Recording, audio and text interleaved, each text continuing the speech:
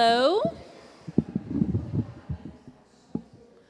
Hi there. I think we're going to go ahead and get started. Really nice to see everyone this afternoon, and I'm so glad that you all could make it out to a very fine fall day in Matfield Green. My name's Kelly Yarbrough. I serve as the lead administrator for the Tallgrass Artist Residency Program. And it's my pleasure to welcome you to the Artist Symposium part of our very fun day. This afternoon, you're going to be hearing from 9 out of 10 artists who stayed here in residence this year, May through September. All of our artists from this year have contributed work to the group exhibition that you'll see in this gym space. But they were all here at different times of the year, and they had different areas of research while they were in residence. So we'll have the opportunity today to hear a bit more about their own practices, some of their takeaways from the time spent here on the prairie. Before we jump into those artist talks, though, I do want to take a few minutes to give some gratitude to those who have made it possible for us to be here in this room today.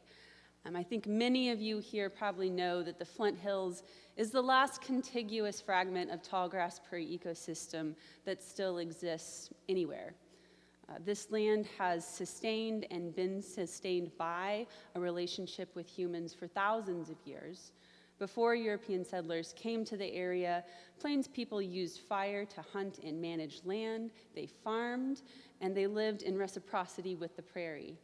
These people included the Kaw, the Osage, Kickapoo, and Wichita, among many others. Though much of our grasslands and biodiversity have been lost to tillage, slaughter of the bison, and the removal of native peoples, the Flint Hills has been a rare exception. New landowners found that the flint-filled limestone in the ground here refused the till, and they found that grazing animals weren't just good for the land, they were good for business. So cattle are still the primary grazer in the Flint Hills instead of the native bison, but responsible ranchers and landowners are a crucial ally in the preservation and cultivation of healthy grasslands today.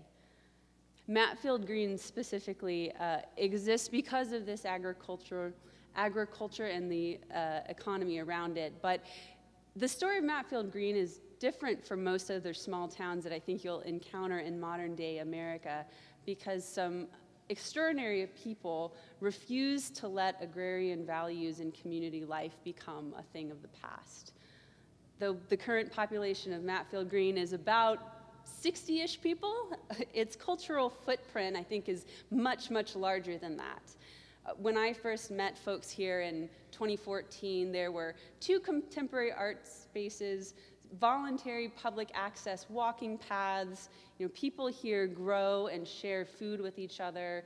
Vacant spaces get reimagined as social spaces. Matfield Green Works is an organization that hosts summer program series featuring local and regional speakers, performers, researchers. The School for Rural Culture and Creativity that we're in right now hosts artist studios and exhibitions, public programs, and meals. Matfield Station and Prairie Art Path highlight the history of the railroad and the Mexican families who built it. And the individuals who live here in Matfield Green just participate. This all is the context that allows the Tallgrass Artist Residency to be what it is. So I want to say thank you to Matfield Green Works for organizing the community open studios this morning. I hope you all got to make the rounds and visited some of the artists in town. I want to say thank you. Oh, yeah. Check this out. Got a slide. Oh, okay.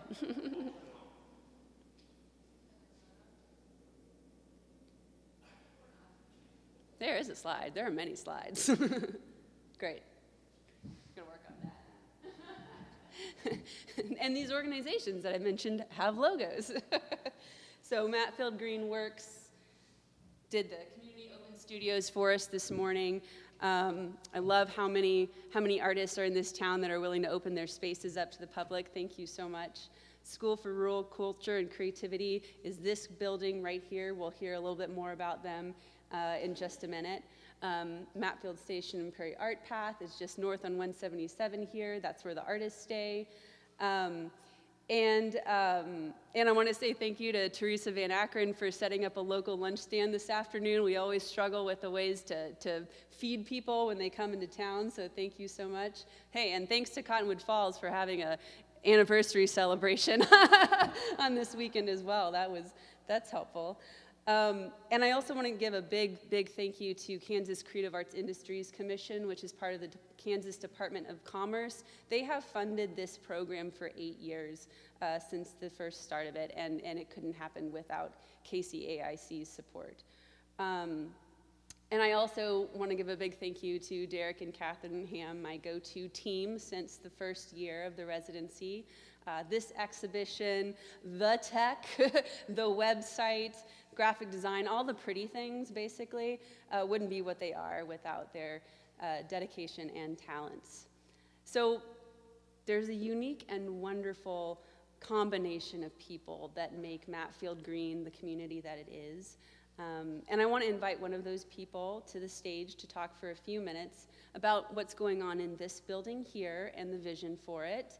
Matt Regier, if you want to come up to the stage and tell us a little bit about what's happening with the School for Rural Culture and Creativity. Let's give a round of applause.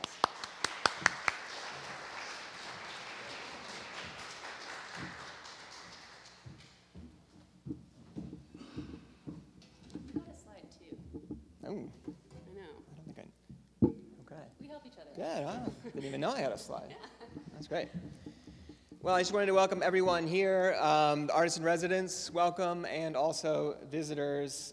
This is an event that we've hosted for 4 years, or 5 years, but 4 different times, I guess, because of the way the pandemic changed that. But it's always great to see all of you again, and it's great to connect with the artists in residence when they come here. And it's always a little bit disparate in terms of, we spend more time with this or that artist just based on circumstances, but this year felt actually a little bit better in that we've started to establish some open hours, and we started, especially in the early part of the summer and the spring, doing a practice of what we called community coffee hour, where we're just getting together on Saturday mornings, and so a number of the artists came by for that, and we're able to connect with the community, and so it's fun that we're creating these relationships that I think continuing to build those rhythms in ways that feel good, and it's just great to have the space open so that we can connect with you all. It's kind of becoming maybe a bit of a tradition where I take a few minutes to sort of try to describe what the school actually is, or hopes to be, which is less a reminder and more of an ongoing process of discovery. What are we actually doing here? I'm guessing that a lot of residents, maybe as you were applying for the residency or thinking about what it would be like to come here, you were probably imagining possibly a kind of solitude on the prairie, maybe a kind of time by yourself, possibly in an idyllic pastoral setting. And then you got here and it was 100 degrees and there were freight trains running a few feet from your back door, and you spent most of your time fighting off ticks and inquisitive neighbors. And yet, miraculously, you probably still had a good time. I wonder if part of the draw of Matfield Green is paradoxically what we don't have. Our friends Wes Jackson and Robert Jensen, in a recent book, say, Wes Jackson has all kinds of quotes, but say this, quote, "Highly dense energy limits human imagination." Highly dense energy limits human imagination.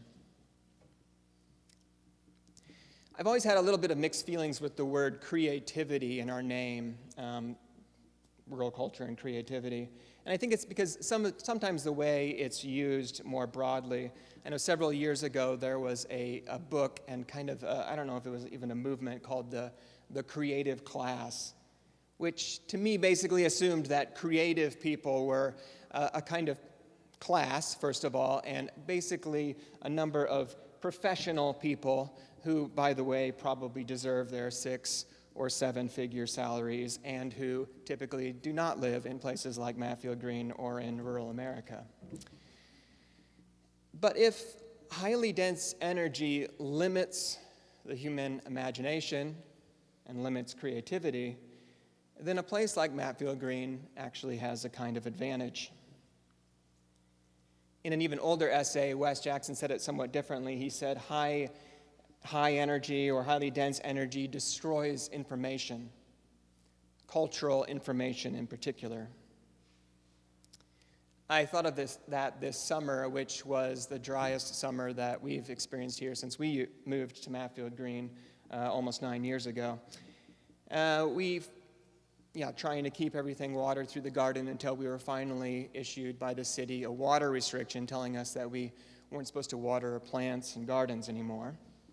And so we kind of took apart our kitchen sink and started collecting gray water. And when we did finally get a little rain, I sort of took apart one of our gutters and impromptu put some plastic barrels and collected some rainwater, and were able to water the lettuce that we are actually going to be eating later for the supper tonight. But as I was doing this, I was thinking that there was a creative solution right under my feet the whole time.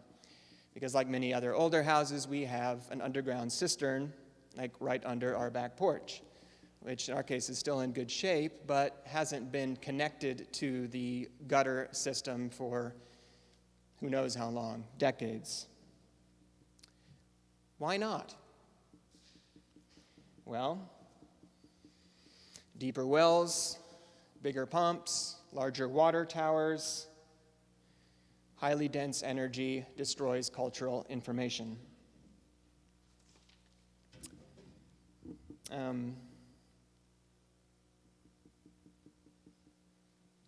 So all this is to say that we are losing skills, losing information, losing valuable technologies because of our dependence on dense energy and one-size-fits-all solutions.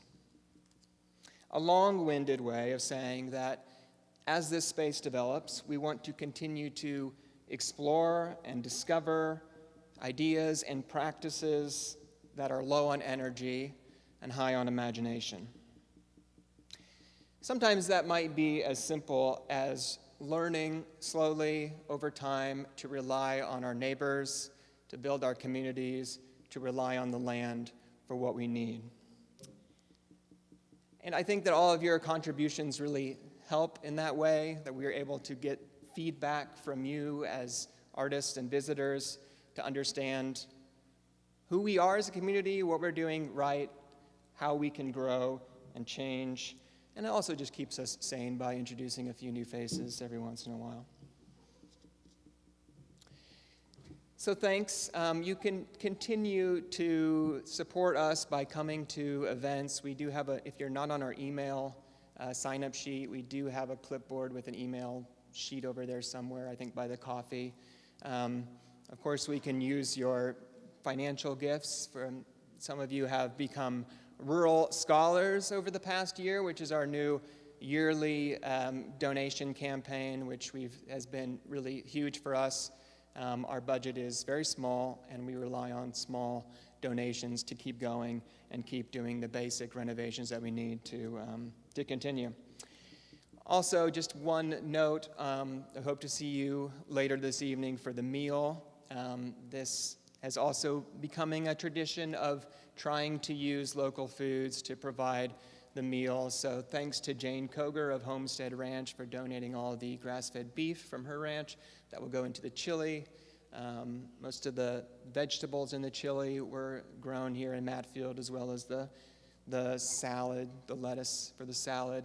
And then our friends at Grazing Plains Farm have a dairy, and they did the milk and the cheese there's a cheddar cheese and feta later on. So just a shout out to the producers there.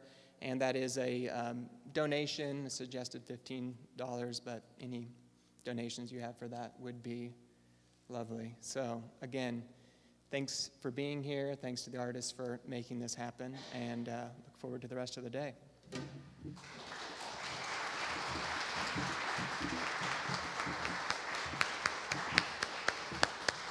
All right, so we're gonna go ahead and get started with the artist talk. So artists have 10 minutes to share a little bit about their practice and a little bit of reflection perhaps on their time that they spent here in the residency. I know I did a poor job of modeling the clicker earlier, but it does exist and it does work. It's up here. See how well that works? These are our artists that joined us this year. And so we'll hear from most of them. And we're going to go in chronological order, too. So the slides are all queued up. Emmy Lingscheit is first. So come on up, Emmy. We have name dividers in between artists, so as you click through, you can just end on the next person's name slide, and that's how we'll move through. We'll take a break in the middle, so we'll do this in 2 parts. Sound good? All right, let's give Emmy a round of applause.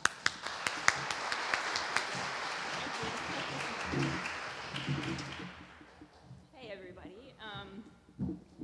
So I was happy to hear everybody's introduction before my presentation because it sort of already highlighted a lot of the reasons that I was really excited about this residency and interested in applying, because my own work, I am a printmaker, so I've fashioned this as like a couple of minutes of more traditional artist talk about like what I do. But a lot of my work is these sort of like illustrative prints. This is a lithograph with screen print, and they're often examining just sort of the intersection of the natural world with economies and agriculture, and just the different forces that have shaped different ecosystems and locations over time. And so I made a couple of these freeway prints a few years ago because I am from the Midwest, from various locations, and I'm always, traveling along interstates and thinking about what's traveling along the road beside me, and all of the 18-wheelers that you see that are really like the lifeblood of our system and food system and all of these things that were really revealed in the pandemic, how fragile that supply chain and all of those things are. And I'm always sort of a looky-loo when a semi-truck has crashed and you can see what's being carried inside it, because it could be anywhere from an extremely like market-ready product that's been really manufactured, or just like commodities just recently extracted from the earth. And I'm really fascinated by the continuum between those things, and particularly how it relates to the tallgrass prairie with its history of agriculture and this long kind of deep time history of its geography and the history of ranching and so forth. There's some other prints that I made that were specifically looking at geology and like the forces that have shaped specific locations over time. This one was inspired by a book called The Sixth Extinction that I think about all the time if anybody's looking for an interesting read. And it's talking to scientific stratigraphers who looked at the layers of the earth and determined these major 6 extinction events in the history of the crust of the earth that you can see the fossil record changing. And we're currently in the 6th one right now that may be related to things that we are doing as species. So that top 3 layers is kind of separating that out and thinking about the forces of that. This other print is specifically related to where I live in Illinois and the history of that from the time it was like a shallow sea up until a projected future after societies are gone. And so specifically as I was researching the tallgrass prairie, I'm really fascinated by how it is almost like an original remnant from the time that the seas dried out. Like, because the land is untillable, there is this like long history of these things that have, it's very rare that hasn't been disrupted so much. So I'm thinking about cultures throughout this, shifting cultures, and just kind of like our impacts on the surface of this land that has this very deep record. So printmaking, in these prints, it's usually like every color is a different layer, and they're really time intensive and very kind of nerdy and slow. So it's like you're carving a block or something, you're making a matrix, and you're making like 25 prints, and they're all very neat and tidy, and they go out into the world, you trade them or you sell them. But I'm really interested in, I've become more interested in how this ability to make, 100 things, that you could not just like make and sell them and do commercial things with that, but that you could actually aggregate them up into like larger immersive environments. So I got really interested in this concept of how root systems underground connect into these huge sort of systems, that they can connect all the trees in a forest for hundreds of miles so that they can exchange nutrients and communicate with each other. And so this is sort of a dumb companion print that I won't get into too much, but I started doing this thing where this is just some printmaking porn process of printing while you're listening to me drone on. But I started making these images as raw material to like build up into big environments that I was imagining as being sort of life-size things that I could build site-specific installations out of. So these are some photos of my first kind of experiments with doing that, where I was taking multiples of the same print and building them up into these environments. And this was the idea that I had for this residency, that I wanted to really intensively look at the tallgrass prairie and make some large prints. So these are big relief prints. They're basically like cut out of wood or linoleum and then printed and rolled with ink. So I made one that was based on the dunes area of Lake Michigan in like what is now Gary, Indiana, which is this sort of gutted industrial area where a lot of the industry is left. And it's somewhere between this kind of polluted, broken, sort of like Rust Belt area and also nature coming back in this fascinating way. So this was visualizing the land underground and this complicated like food chain and exchange of energy and like human history kind of pushed down at the bottom and being churned up into this whole cycle. So all of this, I've started sort of like building a library of these print matrices that can come together in different ways. So although this was the like Calumet area of Indiana that I just described, the jellyfish and the mushrooms are starting to invade. And so these systems, I'm thinking about how with printmaking, it's this multiple and you're repeating something over and over, kind of like DNA does, and how that also, there's a sameness to that is assumed, but there's also random mutation and change, and like that's how change gets introduced and ecological adaptation happens, because I'm also trying to think about hopeful things in the time where it feels like there's ecological collapse and like climate crisis things going on all around us. So these kind of hybrid weird landscapes. So then I got to the tallgrass prairie. I had done all of this research ahead of time, like looking at, images and books ahead of time of plants and animals and how they all fit together. But then when I got here, I was really stunned at the difference of like being in a place in person has no comparison to the research that you can do kind of from afar, and how you think things fit together looks very different when you're actually on the ground. So there's some images of the built landscape. This is looking up inside one of these broken silos, these old sort of grain silos. I was hiking in the tallgrass prairie just about every day, and so I covered most of the 40 miles of trails there. And I was just really struck by all of these individual plants that I had done, like, Google image searches of, and got their stats, like how tall they were, because I was trying to make them life-size on this print over here. But I was there in May when things were just coming up out of the ground, and so actually being in these systems where things were eating each other. I found this turtle that was eating things. You could see birds eating thistles, and bumblebees and nighthawks and the dung beetles and things like that. And I was just really enchanted with everything I saw. I did not have close encounters with buffalo like some people did, because I saw all of these signs everywhere. And I decided to respect them, so this was more my distance. This was my bison catching from afar. There's the little points right there. But signs of them were everywhere. Like all of the trail things were all like mudded up and scratched from them scratching themselves on it. And it turned out that my run-ins were mostly with hundreds of cows that kept following me like the Pied Piper. I'd be alone on a trail and see no person for hours, and I'd be like, oh no, here come the cows. They'd run up and just follow me until I got back to my car. So fascinating again, too. Like, I think that it's really fascinating that, in trying to maintain the original ecosystem, they're substituting what's available. These cows that get run in from other areas, and I think this partnership between ranchers and conservationists is really unique and special and like really inspiring in that way. I was really interested in the fossils. There's like, from the time that this area was like also a shallow sea, similar to Illinois, there are all these little shells in the rocks, different layers of shale. This is the big block that I brought here and carved while I was here that turned into that print over there on the wall. So it's a big sheet of MDF. Carved a little bit every day and hiked a little bit every day during that time. I also got to watch all the trains go by in the background. Also kind of like hauling these commodities and products, all of these things that fascinated me in those initial works that I showed. So I actually really enjoyed the proximity of the trains while I was here. This is printing that block, ultimately. And then after the long, many, many days of carving, the satisfaction of getting to print it and printing it multiple times so that I can build it into these environments.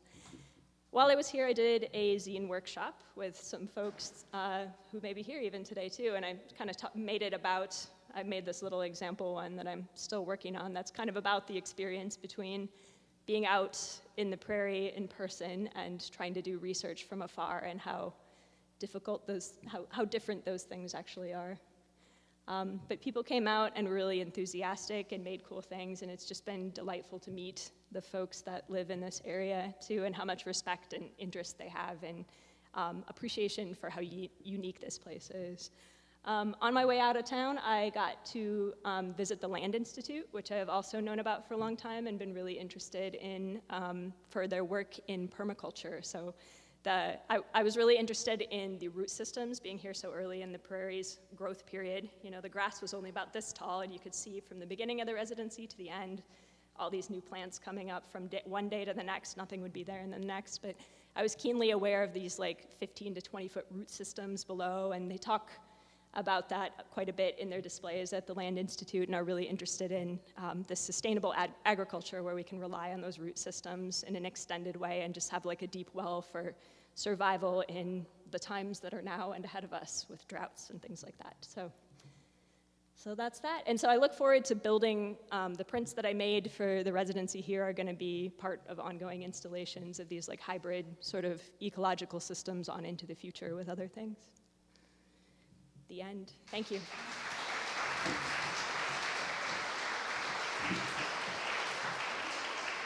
last thing.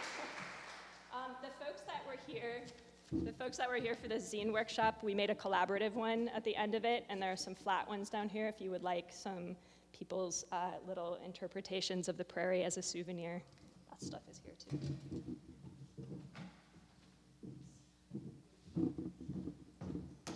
Okay, so I tricked you actually because this one I have to press the play button on. So Erin, Charpentier, and Travis Neel are in Lubbock, Texas. They were not able to be here today, but they did record a video to play, so I'm going to play that. Hello, my name is Erin Charpentier. And I'm Travis Neel.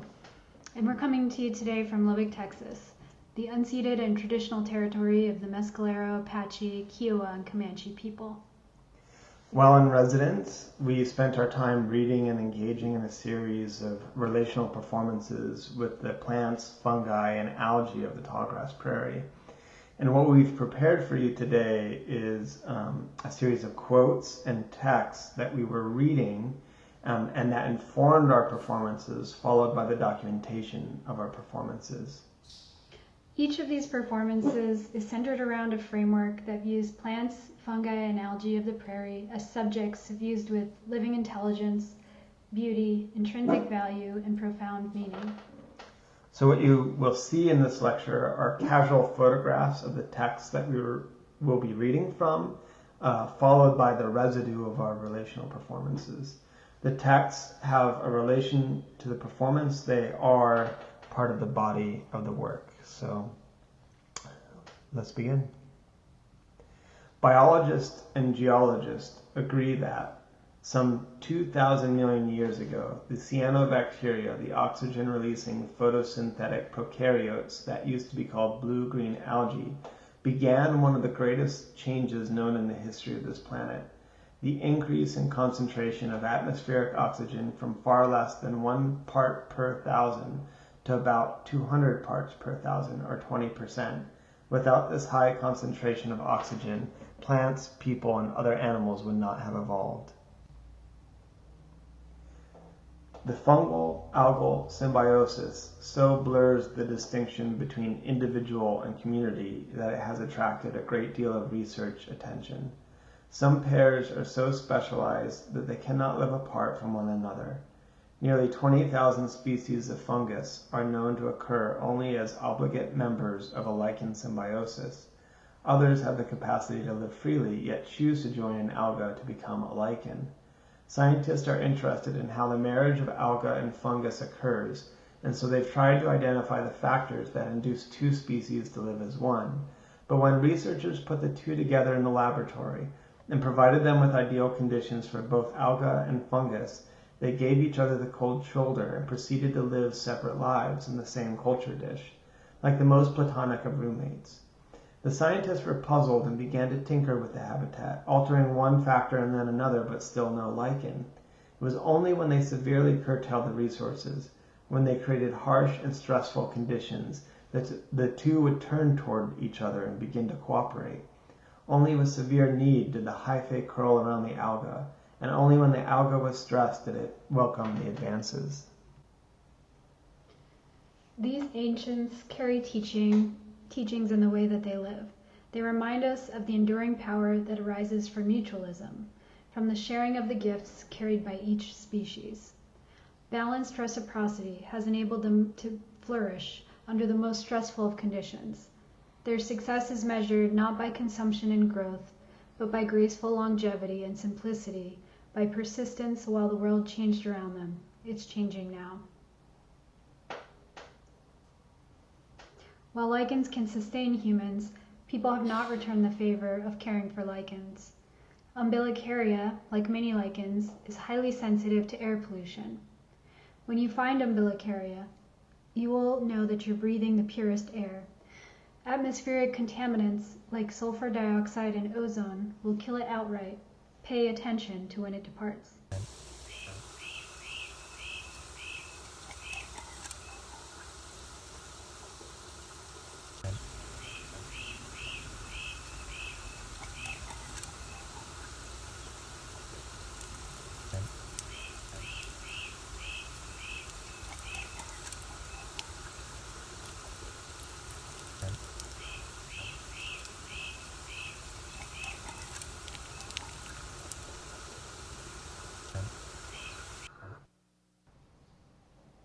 When you think of a cow, you probably envision an animal grazing, eating grass, and perhaps producing methane at the other end.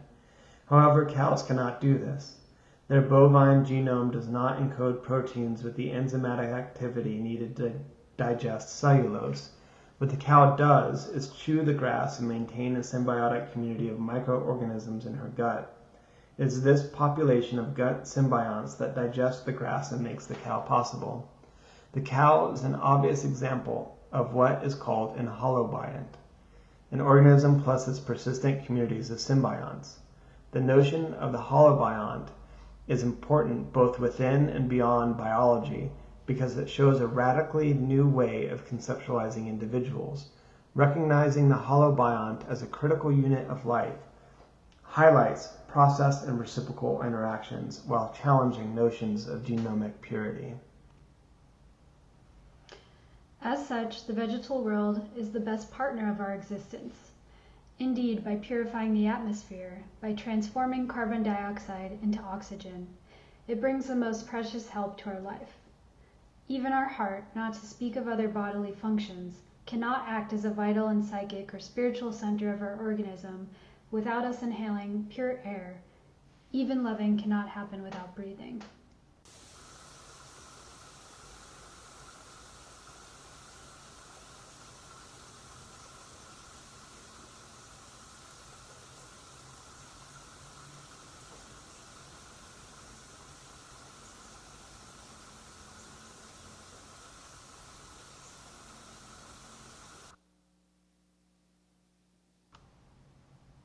We must strain to listen to the inaudible if we are to be in touch with the future and with the language of plants themselves.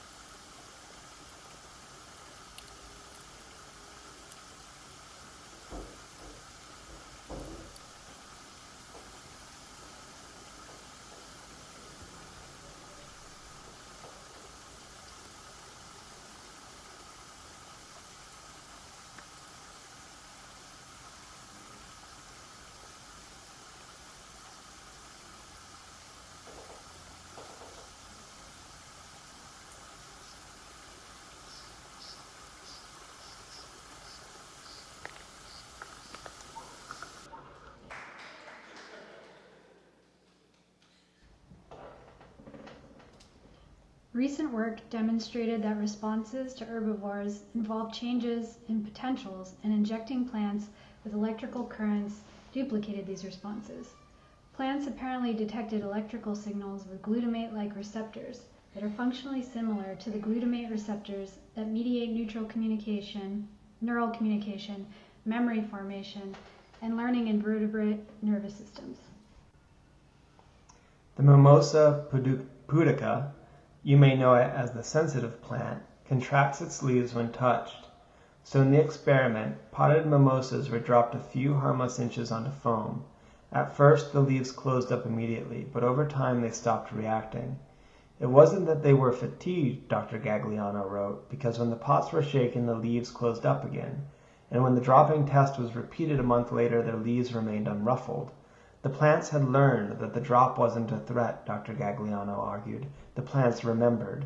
And subsequent research has suggested that plants may indeed be capable of some type of memory, but Dr. Gagliano's conclusions didn't go over well at the time. Her framing of the data didn't help. She insists that she doesn't use metaphors in her work, and that learning is the best description we have for what took place, even if we don't know how the plants are doing it.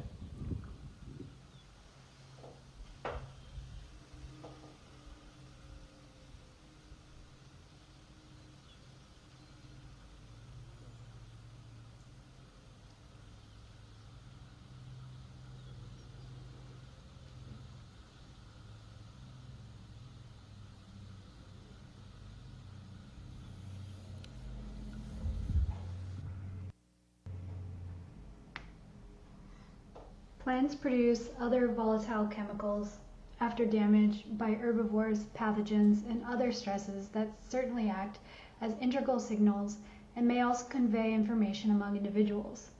These include ethylene, which was discussed above, and the green leaf volatiles that humans perceive as the smell of freshly cut grass. The precise role of green leaf volatiles in plant communications is not understood, although they are emitted in greater concentrations following attack. They also move between plants and stimulate the production of many defensive plant responses.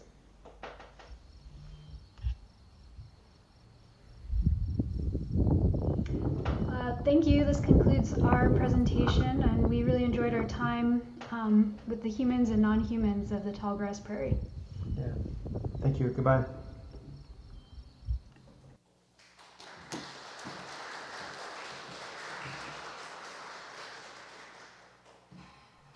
Sandra, Scott, Revelle. And in case you didn't catch it, Travis and Erin's pieces are hanging underneath the basketball court there in the back of the room.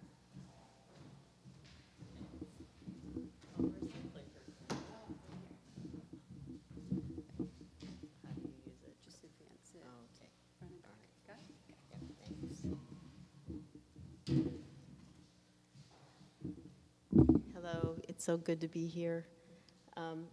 My name is Sandra Scott Revelle. I'm a textile artist and writer. Let me take this off. I don't like this. I was absolutely thrilled when I got the news that I was going to be a resident here, because I first saw the tall grass by accident. I was on my way home from Missouri going to Texas, and we were driving 70, 75 miles an hour on the highway, and I was reading a book. My husband was next to me, and I happened to look to the side, and there was this beautiful, vast area of grasses and hills, and I'm like, what is that? And I was just enthralled. It just was in my heart from that point on. And I said, I've got to go back. So 10 years later, I made it back. And so at this time, I was coming back to Kansas City as an artist and writer. And so when I started learning about residencies, and I saw there was a tall grass residency on the prairie, I said, I'm just going to give it a shot. And so I did. And so when I got the notice, I was thrilled because I was going to be 12 days in the prairie. And so it was wonderful. And I'm so glad to be able to be back and share some of my experiences. So, I pointed there. This is I live in Kansas City on the Missouri side. I've learned to say Missouri side, Kansas side. And I was asked to be in an article in the Kansas City Studio magazine, Casey Studio. And so, since I was a resident here, they took me out to private land in Kansas, outside of Kansas City, and they took this shot. And I was thrilled to be able to be in the prairie on the grass. And this is one of my art pieces. It's not one of my Black history collections, which is what I actually focus on the most, but it's from my Elements collection. And the photographer chose air, and I think that's fitting, being on the prairie with the winds and everything. And it was actually windy that day, so I was hanging on to my art piece so it didn't go off like a kite. But it was beautiful. It was so much fun, and I was very honored to be in that article. Oops, I pushed too hard, too fast. Okay, so the Casey Studio, and then I was invited to have some of my artwork in the Field Journal. And so I'm like, Field Journal, I wonder what that looks like. I was trying to think, is it like a magazine? Is it like... I didn't think it was a book, so when I got my Field Journal in the mail, I was like, this is a beautiful piece of work. I was so excited. I'm in it. I'm so excited. But that came along too, and then when they gave me the dates for my residency, I came at the same time as the symphony. And so I got to go to the symphony. And the thing that's so interesting about it is I was so... it was nice, the symphony was nice, and there was a lot of people who paid a lot of money, but I was more interested in the cowboys and the horses and the cattle. And so while the music was going on, I was over the edge looking at them, bringing in the cattle and stuff. That's what I was most involved with. It was fun, it was wonderful, so it was a very exciting time for me. Let's see. So this is one of my pieces. This is one of my earlier pieces, and what I focus on is this was from my Black history collection, and so this is the usual normal size is about 18 by 25 inches, and I'm very interested in people, and so most of my artwork and the stories that go along with my artwork are about former slaves, and they're taken from slave narratives. So these are actually about real people and real events. But since I was given a wonderful imagination, I can fill in the white spaces of what is not said with my imagination, so it's really a lot of fun. So this is Betsy Stockton, and then this piece is about Robert Brown, who crossed the Potomac at Christmas, and he had to leave his family behind because they were being sold, and there was nothing he could do. He tried everything, but there was nothing he could do, so he knew, well, I'm not going to stay here. I'm going to get to freedom, and so he crossed the river. Okay, so now here I am coming to the prairie. The people that I focus. Can you guys hear me? Okay. The people that I focus on, I call them the lesser-known lights in the vast heavens of Black history. Because when you start studying history, any history, it is vast. You can go on, people that are doing their family histories and genealogies, it can just go as far as you can go back. So in Black history in particular, there's a lot that is not told, there's a lot that's not documented, and I found that in particular when I was trying to study the person that I actually ended up doing, Sarah Taylor. So anyway, so when I was going to come to the residency, I was thinking, well, I'm going to do something on Black history. What I want to do is the townships that sprung up here from the former slaves. And I'd heard about Dunlap, and I'd heard about Nicodemus. And so I thought, well, I'll just get information on that. And there was some information around, so I thought, well, this will be the perfect time. Nicodemus was too far away, but Dunlap was here, not too far. So I started going to the historical societies, and that's the thing that is so neat. The people were so welcoming and so helpful. I mean, all you had to do was say, I'm trying to find, okay, and I don't know how they remember all that stuff, but they know exactly where to go and exactly how to look up stuff, so they were very, very helpful. So the thing is that I initially was trying to do Dunlap, but in my mind, and this is my process, this is not how I normally work. Normally I read a narrative and then I get a picture of what I'm going to do, what artwork I'm going to do. This time I had a picture in my head, and it was of a single black woman standing on a hillside looking over the prairie. And I thought, well, she wouldn't be by herself, not in real life. I mean, that would be unheard of for a single African-American woman to be coming into the prairie by herself. But I kept trying to make it with a group of other people, but it just wasn't working. So when I came and started doing my research, and I heard about Seth Hayes, and that he had a slave woman with him. And I said, well, who was she? Tell me about her. And so I started getting information, and I thought, that's the person. She's the one. And so I started doing research on her, what I could find. It is very hard. So much hearsay. There's so much that's not said. So I ended up now having more questions than what I even started out with. But anyway, so Seth Hayes, great-grandson of Daniel Boone. The Boones were a very enterprising family. They had just the notoriety of being a Boone. Many of them were entrepreneurs. And so he was living in Westport with Sarah. I have no idea how he ended up having Sarah. But anyway, so he moved to Kansas Territory because he was asked to run one of their trading posts. And so Sarah came with him. And so they stayed here, lived in this area. He started his businesses. They exploded, ended up having a lot of businesses. He was a very, what's the right word for Seth Hayes? I've heard over and over again, he was a character. He got what he wanted, he knew what he wanted, and he got what he wanted. And and then there was Sarah, always in the background helping, making food for people that were coming through on the Santa Fe Trail.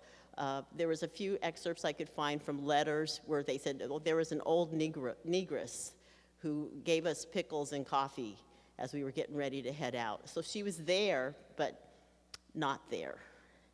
And so during this time, there was the conflict with Kansas. What's Kansas going to be, free state or slave state? It became a free state. And so she was offered her freedom. She could stay or she could go. But I'm thinking, this now 50-some-odd-year-old woman, what is she going to do? Her whole life has been dedicated to being with this man who knows what their relationship was. There's a question, but nobody really knows, again, what kind of relationship they had. He obviously cared for her in some way. He took care of her. It wasn't like when he built his brick house here. Sorry, there goes my timer. When he built the brick house, she had a place down in the basement that was all hers. So she had this area separated. A lot of times slaves were in a totally different area, totally different house. But she lived there with him, down in the basement. But the only way she could get in and out was through an outside door. There was no inside stairway or anything. So no matter what the weather was, she would go in and out to prepare for the day, prepare for the evening, in and out, in and out. But she did have her own place, and I didn't put a lot of pictures. But anyway, so what ended up happening is they ended up, I can't say they, he ended up adopting a little baby that was born. The mother had died at birth. And so both of them now are in their 50s. She was 5 years older than Seth. So they're both in their 50s, and they've got this baby that he wanted to eventually adopt. And so the parents for Kitty Parker Hayes was a bachelor, an older bachelor, and a slave woman. I mean, it's like, okay, very unconventional for that period of time. very, very unconventional. But she did her part. Like I said, there's still a lot of questions. Let's see. When I did my work, I have Sarah, like I imagined in the beginning. She's out by herself looking over the fields, and it could be the pasture time, and it could be that she's initially, when she first came, she's like, oh my gosh, what is this place? Kind of like me. What is this place? And then later, I imagine her going out whenever she had an opportunity in the evenings where she could just be. She had no head wrap. She would take off her apron and just be, take her lantern with her so she could see, and then just breathe deeply and just be for just a few moments even. To take in the vastness of the prairie, the breadth of the prairie, the freedom that could have been offered her, but what was she going to do as an older black woman by herself with no family? The only thing she knew was being with Seth Hayes. So she did decide to stay, and she stayed, and she ended up passing away in Council Grove. And Seth Hayes did make sure that she was buried in his family, in his plot, even though, and it says on her gravestone, colored, like that made a difference if you're dead, but the only thing was coloreds were buried on the other side. And so it's even a testament, even there, that here she was, where her body is, she was buried there. And then Seth, when he died a few months later, almost a year later, he's buried there. But he had it so where she was going to be buried with him. So that leaves a lot of question too, So there's more questions. So my plan at this point, I want to write a story. It'll be a lot of imaginative work about Sarah Taylor. I'm just enthralled with her. I want to be able to do justice to her as this one lesser known light, that she definitely was a light. So anyway, thank you.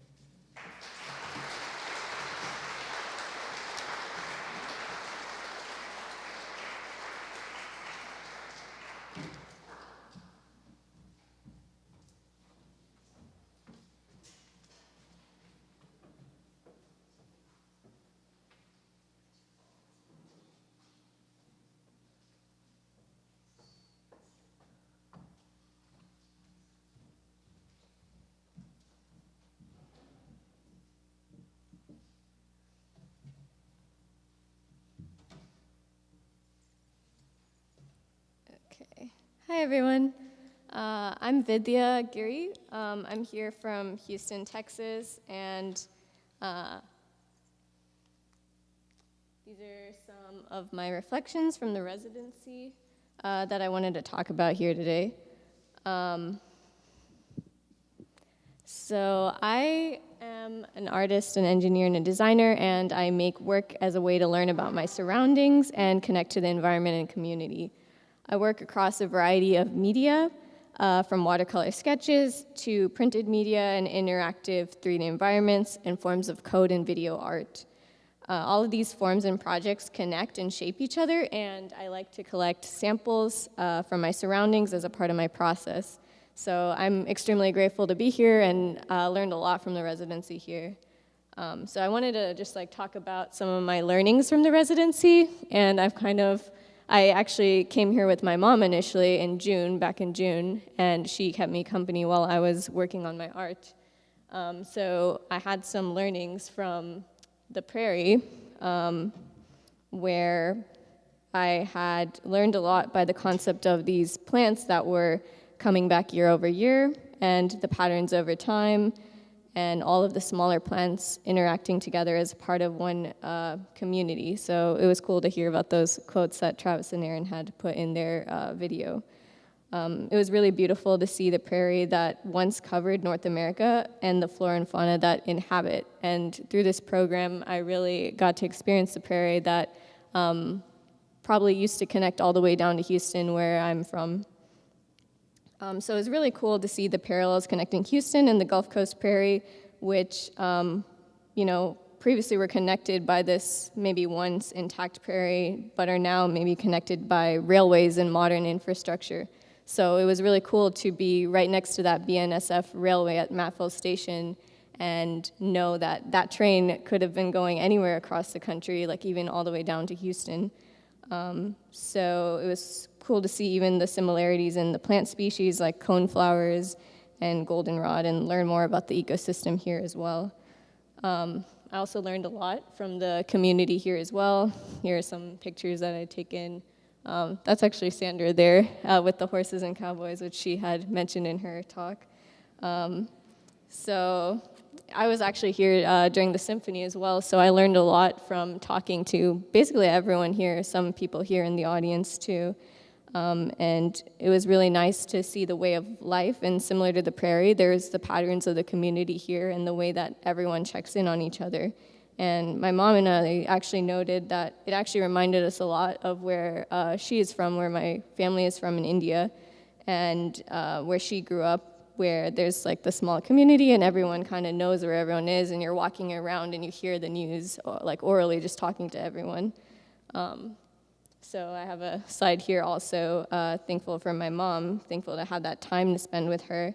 And it was nice to hear all the stories that came out, because we don't often get to talk about a lot of her memories in where she grew up in Thrissur in Kerala in southern India, and how there were so many connections. And she encouraged me to chat with others here, really go out and explore, and has largely inspired me with the work that I do with her creativity to always continue in making and learning about the world. So that was really cool to have the experience to grow with that here.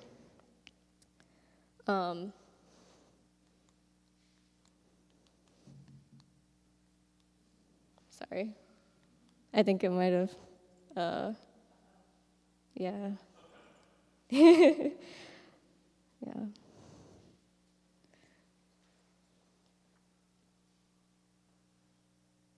Oh yeah, but while I'm here, that's her exploring. That's her, she wanted to do a photo shoot in her sari, so that's her right behind the station. And that's her reading the field journal. She was walking around by the house reading. She really loved learning about the community here too.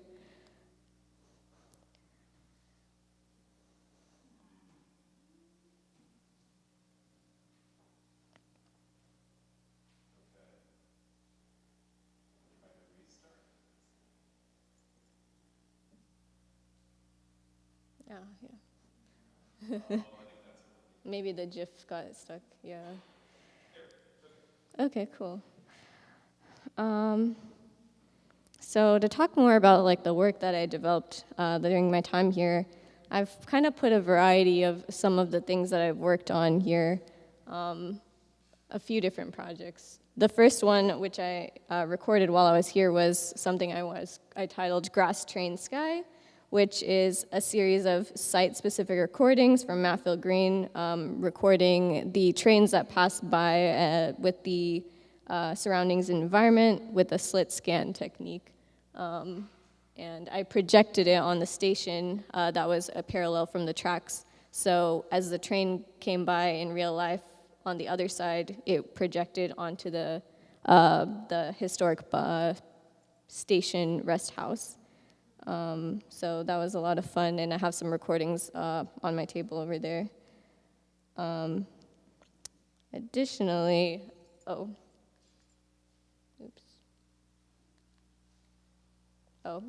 another thing I had worked on were these patterns inspired by the prairie, where with my forays into textile design now, I've been interested in the way these crafted patterns have adopted plant motifs and have adopted like kind of the block printing style, but I'm putting them into new algorithms and trying to emulate the style of Indian textiles, and I've presented some of my generated designs in a 3D environment on my table as well. Another project there on the right is this project I called Patch of Prairie, which is kind of a clicker game where you can interact with a generated patch of prairie. I made these little digital animations, and you can, the little various plants can be grazed and grown and also eradicated by fire. And I'm kind of experimenting with delving into some of these more interactive media and games in the future. Another series I worked on was Cyclochloris, which was a series of watercolors. and fields, which is algorithmically generated wildflower fields made with my watercolor paintings of Texas wildflowers. So this has taken many forms, seen here with the wood transfer, as well as the printed chiffon that I've placed over there too, framed within these embroidery hoops. And in this view, I have sort of installed various forms of it. And then the last thing I wanted to talk about was the workshop that I was able to work on here, which was called Sample Your Surroundings, where the community and people collected samples and photos and sketches and things like that. And it was amazing to see the variety of samples collected and interacting in the visualization and seeing how all these pieces that people collected showed our collective viewpoints from the prairie on that day. So overall, I've learned a lot from my time here and inspired many different forms of work so far, and it'll continue to, I'm sure. I had some more pictures from some of the work. So this was the grass train sky work. That's me recording it there in the left-hand side, and some of the views of the projection and a still from that video. And then this is the fields work, where I'm kind of experimenting with, various generations and densities of building the algorithm. So I'm trying to kind of play with the negative space to show a little bit of the sort of loss of this habitat, because it was cool to see it while I was here, but certainly it's definitely diminished in other parts of the country, especially in the Gulf Coast of Houston. And it's interesting to learn about because in Houston, the prairie is a large part of flood mitigation and patterns there, and that's an issue that's facing there with all the floodings and larger storms that are coming with the change in climate over these times. Not this year with the drought, but it does happen more often and with the weather patterns.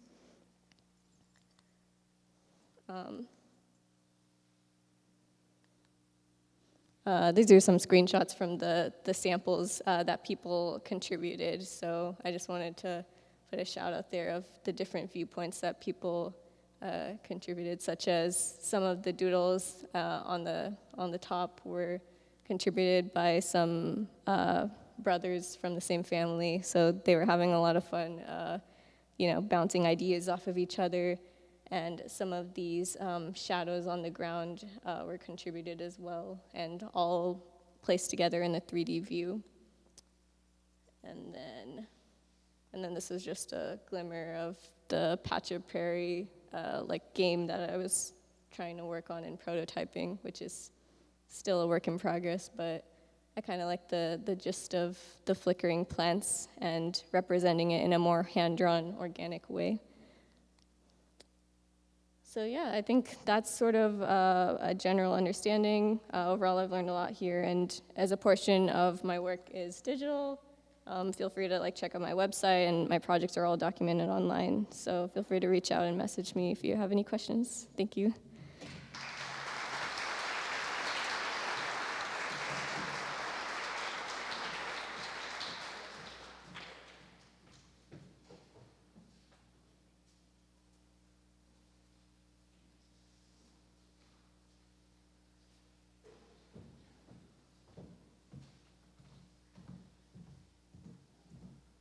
Hi, everybody. I'm going to set a timer because I have a tendency to go long. So I'm just going to test it. Great. Okay. I'm Alex. I was a resident here from June 19th to the 29th. This was my first residency in 9 years. I spent the intervening 9 years just being a father and a professor, and that took up a lot of time. And so this residency for me was very important because it helped me to kind of find my artistic side again. I've been doing a lot of work in those 9 years, but I've never had more than maybe a day or two to just focus on my work, right? And I got 10 days, and it was terrifying. It really was. The work I've done in the past, I work digitally. I make a lot of digital work, but I also work physically. I like to go back and forth between things. I like to work in animations. I consider myself a collage artist. I like to build assemblages. I take a lot of found digital objects and I'll alter them and put them into new situations and new compositions. And the compositions may not always be clear to me at first, but it sort of comes through the making of it. And so when I approached the residency, I kind of had a loose idea of what I wanted to do, but I was really open to what was going to happen when I got here, what this place was going to say to me and how I was going to respond to it. I like loops a lot too. This is some stuff I've done in the past. I've worked doing visuals for experimental sound musicians. So I work in these little 10-second chunks and then loop them and mix them and do different things with them.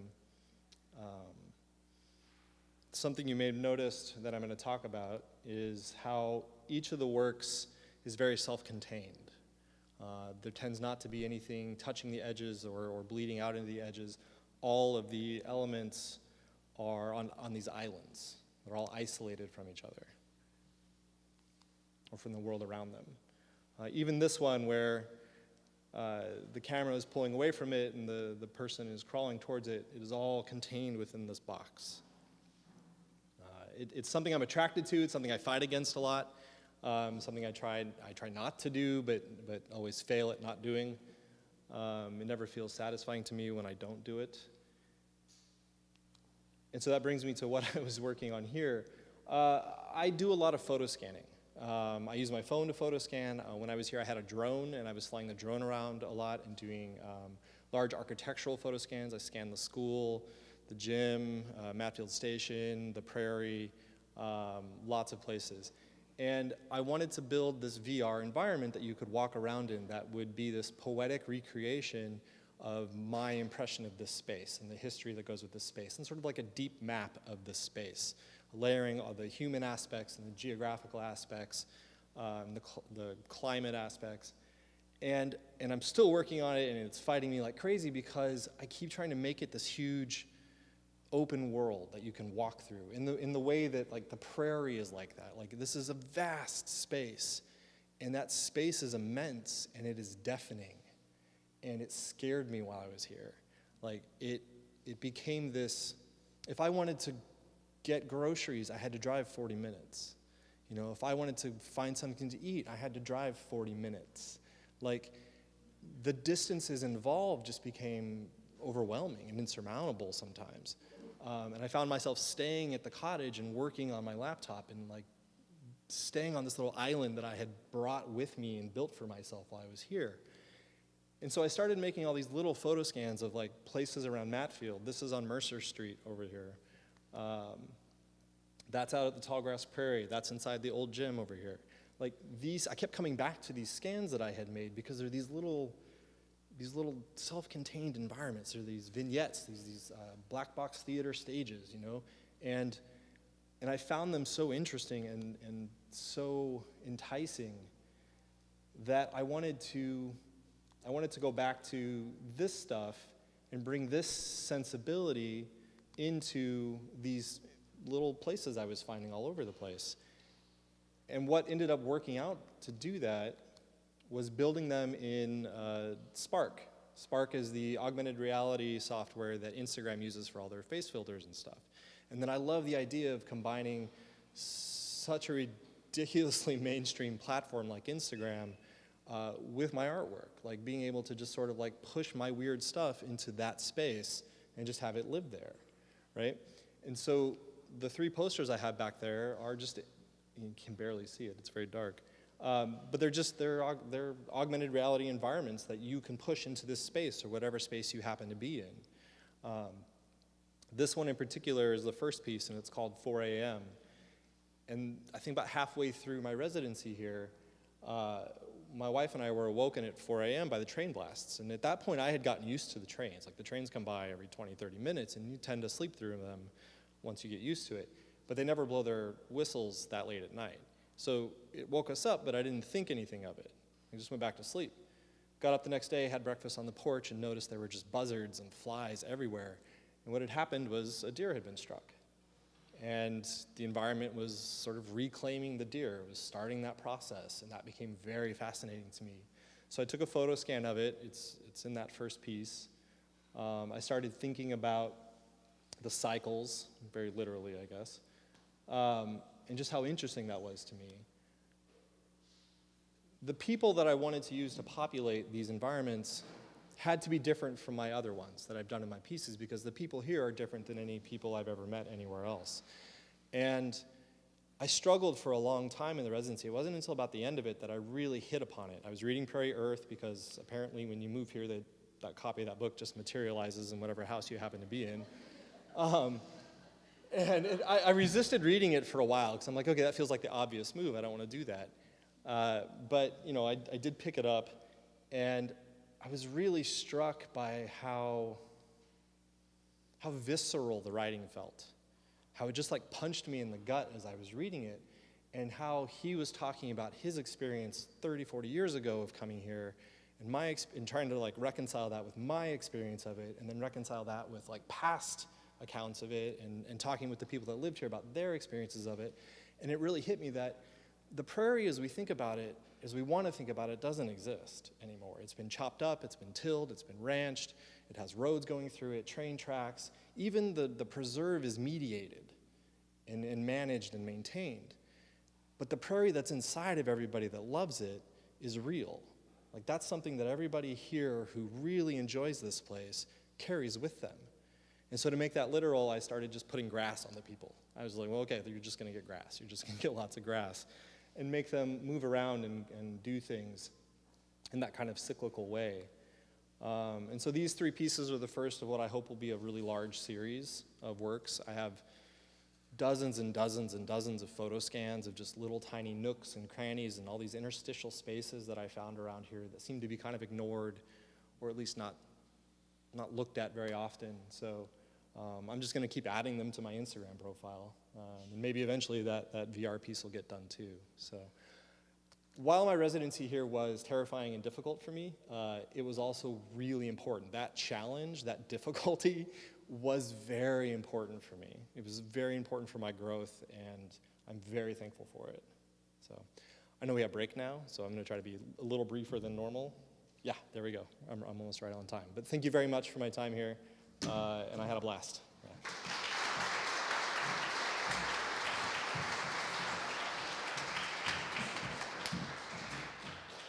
All right. Yes, he's right. We have a break scheduled. Let's take 15 minutes, and we'll come back at 3:40. Sounds good? Get some bread. Rebecca's going to talk about her bread. So let's find our way back to our seats, and we're going to continue on with some artist talks. Do I sound authoritative enough to get people back in their chairs? That's the real question. It's getting quiet. That's good. I know there's such good bread over there, such good coffee. Yum, yum, yum. So many things. Oh, we don't, I'm sorry. The coffee was so good, we're going to remember it forever. All right, we're going to continue on with talks, and Dana Fritz is going to be our next artist. Let's give her a round of applause.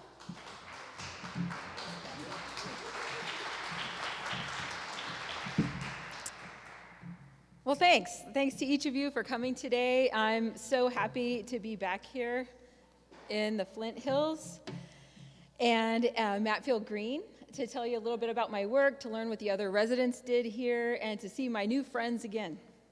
It was an honor to be a guest at the Tallgrass Prairie Artist Residency and on the land of the Kaw Nation. I grew up in Prairie Village, Kansas, and my residency here felt like a homecoming of sorts.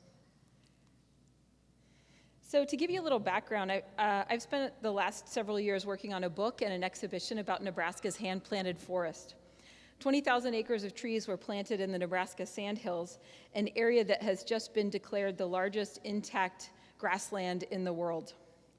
I was fascinated by its history and novel ecology and frustrated that there was no handy field guide to help me explore it, so I made my own.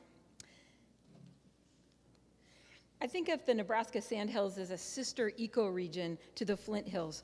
They're both sparsely populated and largely intact because they were better suited for grazing than farming. And after spending time in the Flint Hills, I learned that there's one very big difference. Here, people embrace fire, and in the Sandhills, they're still largely afraid to use it. So my book includes panoramic photographs that provide an overview. This is the Middle Loop River where the oxbow is eroding a blowout that reveals the elevation view and the sandhills. This photograph of a treeless sandhills horizon with a planted ponderosa pine in the foreground establishes that this landscape is a hybrid of forest and grassland. The term hybrid refers to something that's purposefully mixed and has origins in the Latin hybrida. That is, offspring from a tame sow and a wild boar. Even the old National Forest principle, land of many uses, prescribed hybridity, simultaneously managing for timber, grazing, and recreation. But my field guide project is also a hybrid, part photo book, part atlas, part environmental history, part speculation. Consisting mainly of photographs, it also includes essays and maps. The book could not have been made without field visits, but its best use is not in the field. So I organized the photographs in the book by creating a novel taxonomy of the forces shaping the hybrid landscape: sand, wind, and water, planting, thinning, fire, decomposition, and sowing. Each chapter opens with a commissioned map, a short introductory text, and a photograph from the USDA Forest Service's archives. They're followed by a series of my photographs that reveal those forces shaping the land. The pairs of images I'll show are also page spreads from the book. The first chapter is sand, wind, and water. Here you can see the wave patterns are present at various scales in the sandhills, from the air and on the sandy riverbeds. The second chapter is on planting. The land was deemed unsuitable for crops, yet seedlings were planted in furrows at regular intervals with wide unplanted areas to stop wildfires. The next chapter is about thinning, which is part of silvicultural practice, but also now necessary to mitigate fire danger. The cut trees are stacked into piles that will eventually be burned and sold for mulch. This chapter is about fire. The silvery, almost otherworldly grove of standing burnt trees from a wildfire may foreshadow future conditions here. This chapter is about decomposition, which happens slowly in this semi-arid climate. A fallen tree is buried in pine needles that take an average of 7 years to decompose. And the final chapter is about sowing seeds. The first federal nursery was founded here to grow seedlings for the treeless forest reserve. Seedlings for reforestation are now grown at an industrial scale in Bessie nursery greenhouses. While the nursery no longer supports afforestation in the adjacent grasslands, it serves as a seed bank and assists in critical climate change mitigation and resilience in native forests. Field Guide to a Hybrid Landscape was finally published in January of this year, and it's available online in bookstores, and I brought a few copies too. A book and an exhibition of this scale could not be possible without a great deal of support, and it is my duty to thank these people. I received Hickson Lead College faculty grants and University of Nebraska Office of Research and Economic Development Arts and Humanities Enhancement Fund grant, as well as a furthermore grant from the Kaplan Fund that directly supported my publisher, University of Nebraska Press. I prepared prints for exhibitions at two very different venues, the Great Plains Art Museum in Lincoln, Nebraska, and the Laboratory of Tree Ring Research at the University of Arizona in Tucson. And I hope that this work will travel to other venues. The full exhibition includes 42 prints. But since I finished the book, there have been 3 major wildfires that burned over half of the living trees. In extreme drought conditions, maybe like here, with piles of fuel ready to burn, very little can stop a fire, whether it starts from lightning or a spark from an ATV. The published book is much more of a historical document than I imagined it would be. even as I was finishing it. While fire is a normal and essential disturbance in the ecology of forests and grasslands, the number and intensity of recent fires is unprecedented. There is no analog for this 120-year-old forest, so there's no consensus on what will happen next. I'm delighted to be working as part of a USDA grant with my colleagues at UNL to collect data on the forest recovery. I also recently received a Puffin Foundation grant to add these post-fire pictures to my traveling exhibition. I recently finished a related project that was a commission from the Platte Basin time-lapse. It exists as a story map on their amazing website and as an artist book.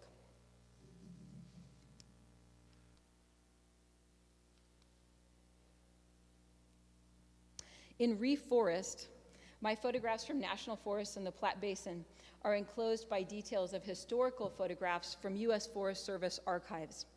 I follow the circular path from where the seeds are sown in Nebraska's Bessie Nursery to where the cones and seeds are gathered and seedlings are planted in Pike, Roosevelt, and Medicine Bow National Forests. Ideas and actions regarding climate change, afforestation, and reforestation span the 19th and 21st centuries here, linking the Great Plains to the Rocky Mountains along Platte River tributaries. While many of us may not live near national forests, we all benefit from their oxygen production, air filtration, carbon sequestration, and watershed protection. We also have a hand in shaping them, whether it's our use of paper and wood, our careless fires, our carbon emissions, or our taxes that fund reforestation projects. This collection of photographs loops from the nursery to the forests and back, reminding us that we are inextricably part of this process and that our work to maintain forests is ongoing.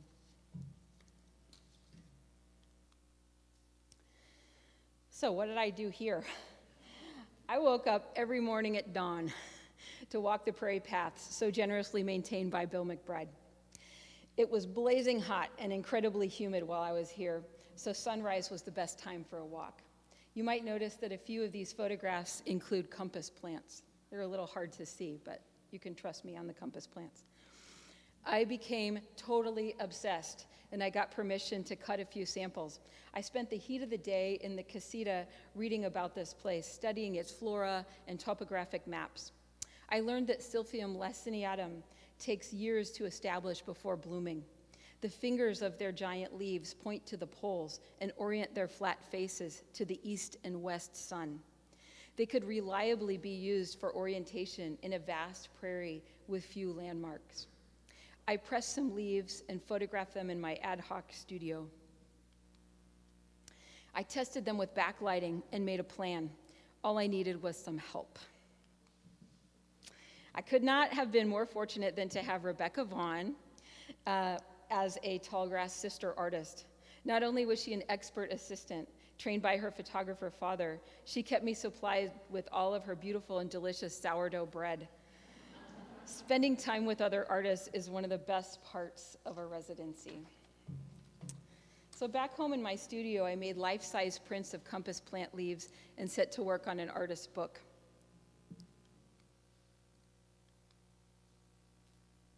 There we go. After a few attempts, I came up with this herbarium sheet map hybrid that layers the compass plant leaves with a topographic map of the area where I collected them.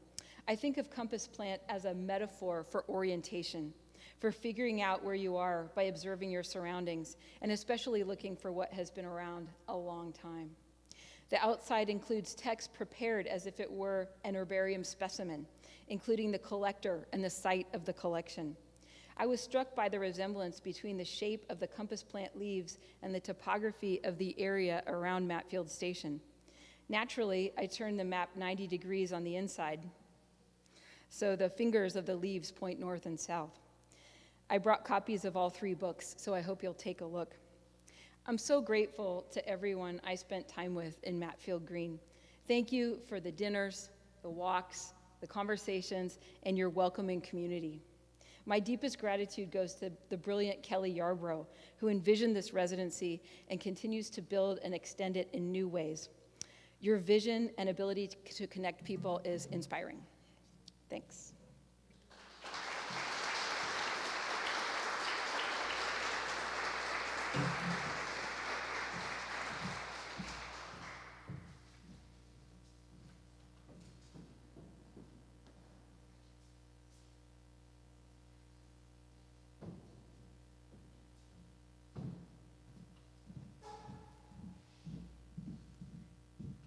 All right. Okay. Wow. Thank you all so much for coming out today. Let's see. Okay, so my time here in Matfield Green was pretty magical. I spent a lot of time at the Prairie Market in Newton, Kansas, where I was really interested in interviewing the owner, Terry Godert, about her knowledge of local grain and all of the really the enmeshed agricultural communities and the deep history of the Mennonite pioneers that came here. I was really interested in how hyper-local I could get with the grain. And so with Terry's help, she was able to provide me with some local grains, like, so I have some of the bags from the original packaging over on the table. The turkey red wheat flour is from the original stock that the Mennonites brought when they came here in the 1800s. So during my time, I've been baking for many years, but I wanted to perfect what it is I was baking with true intention towards the ingredients that went into it. You know, we all go to the grocery store, of course, and get all-purpose flour, but there are so many different kinds of flours and can be used in so many ways in one's bakes. So with this, I was using a mix of all-purpose flour, bread flour, and turkey red, and I was able to get some really beautiful bakes. So if you can imagine, I was in the casita just baking nonstop, fermenting, baking nonstop. And so it is true, everyone who I encountered during my time here was gifted a loaf or two. Poor Dana. So then I was also really interested in the kernza flour, which I think you've maybe heard it mentioned before. Emmy went to the Land Institute, and as many of you already know, the kernza is from a perennial wheat plant that was cultivated by the Land Institute and is quite promising in that it's going to be one of the grains that will prevent erosion and sustain throughout decades into the future versus other wheat grain, which has to be pulled up after every single season. So I experimented with the kernza flour. It's really high in protein. So that means that the bakes can be kind of dense.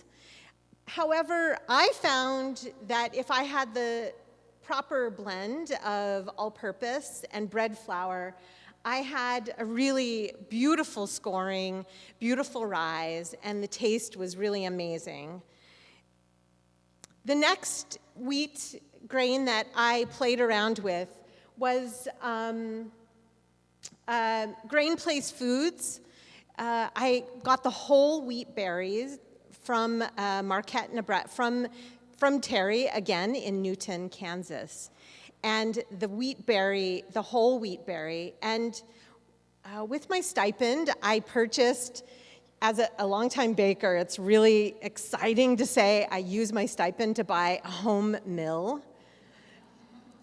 So like, you're really in the big times when you could get a home mill, right? So I brought my mill to the casita and milled some of the wheat berry, and holy moly, the bread was the best taste ever. And I think that is something you just can't compare the taste of freshly milled flour that goes into your bakes versus what you've purchased at the store and has sat on the shelves potentially for quite a while. Now, so I've been a practicing artist and a sculptor and painter for many decades. Well, how does this bread practice intersect with my art? Many years ago, I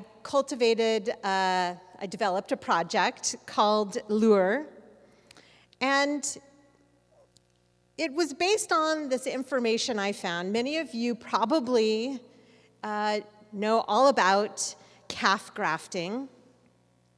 If there is a stillborn cow, a farmer or rancher will skin the stillborn and drape its hide on an orphan calf. This then tricks the mother of the stillborn into letting it nurse from her. So I thought, if this is true, if scent is this powerful, then I could probably use this same technology to find my own biological mother who I have never found in my life. So I developed this project called Lure, and I created objects that were embedded with my pheromone, much like the stillborn cow's hide. And I asked women who were approximately my same age to go out into the world, wear my scent on their body, and wait to see if a woman about 20 years older than them begins to act motherly.